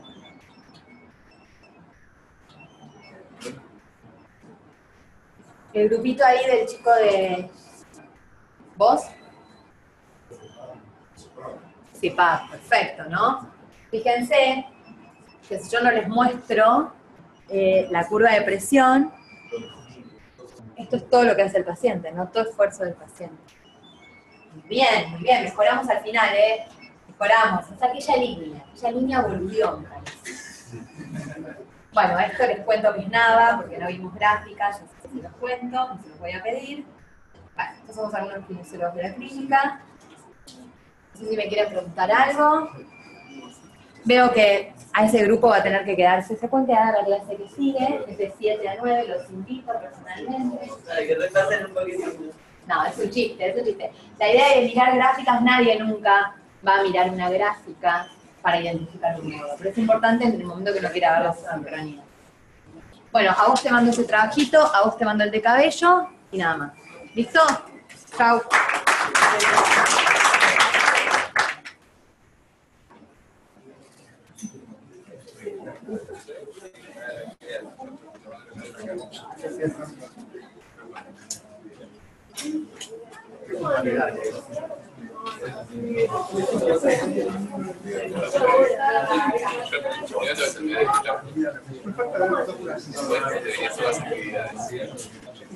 Intentar resolverlo.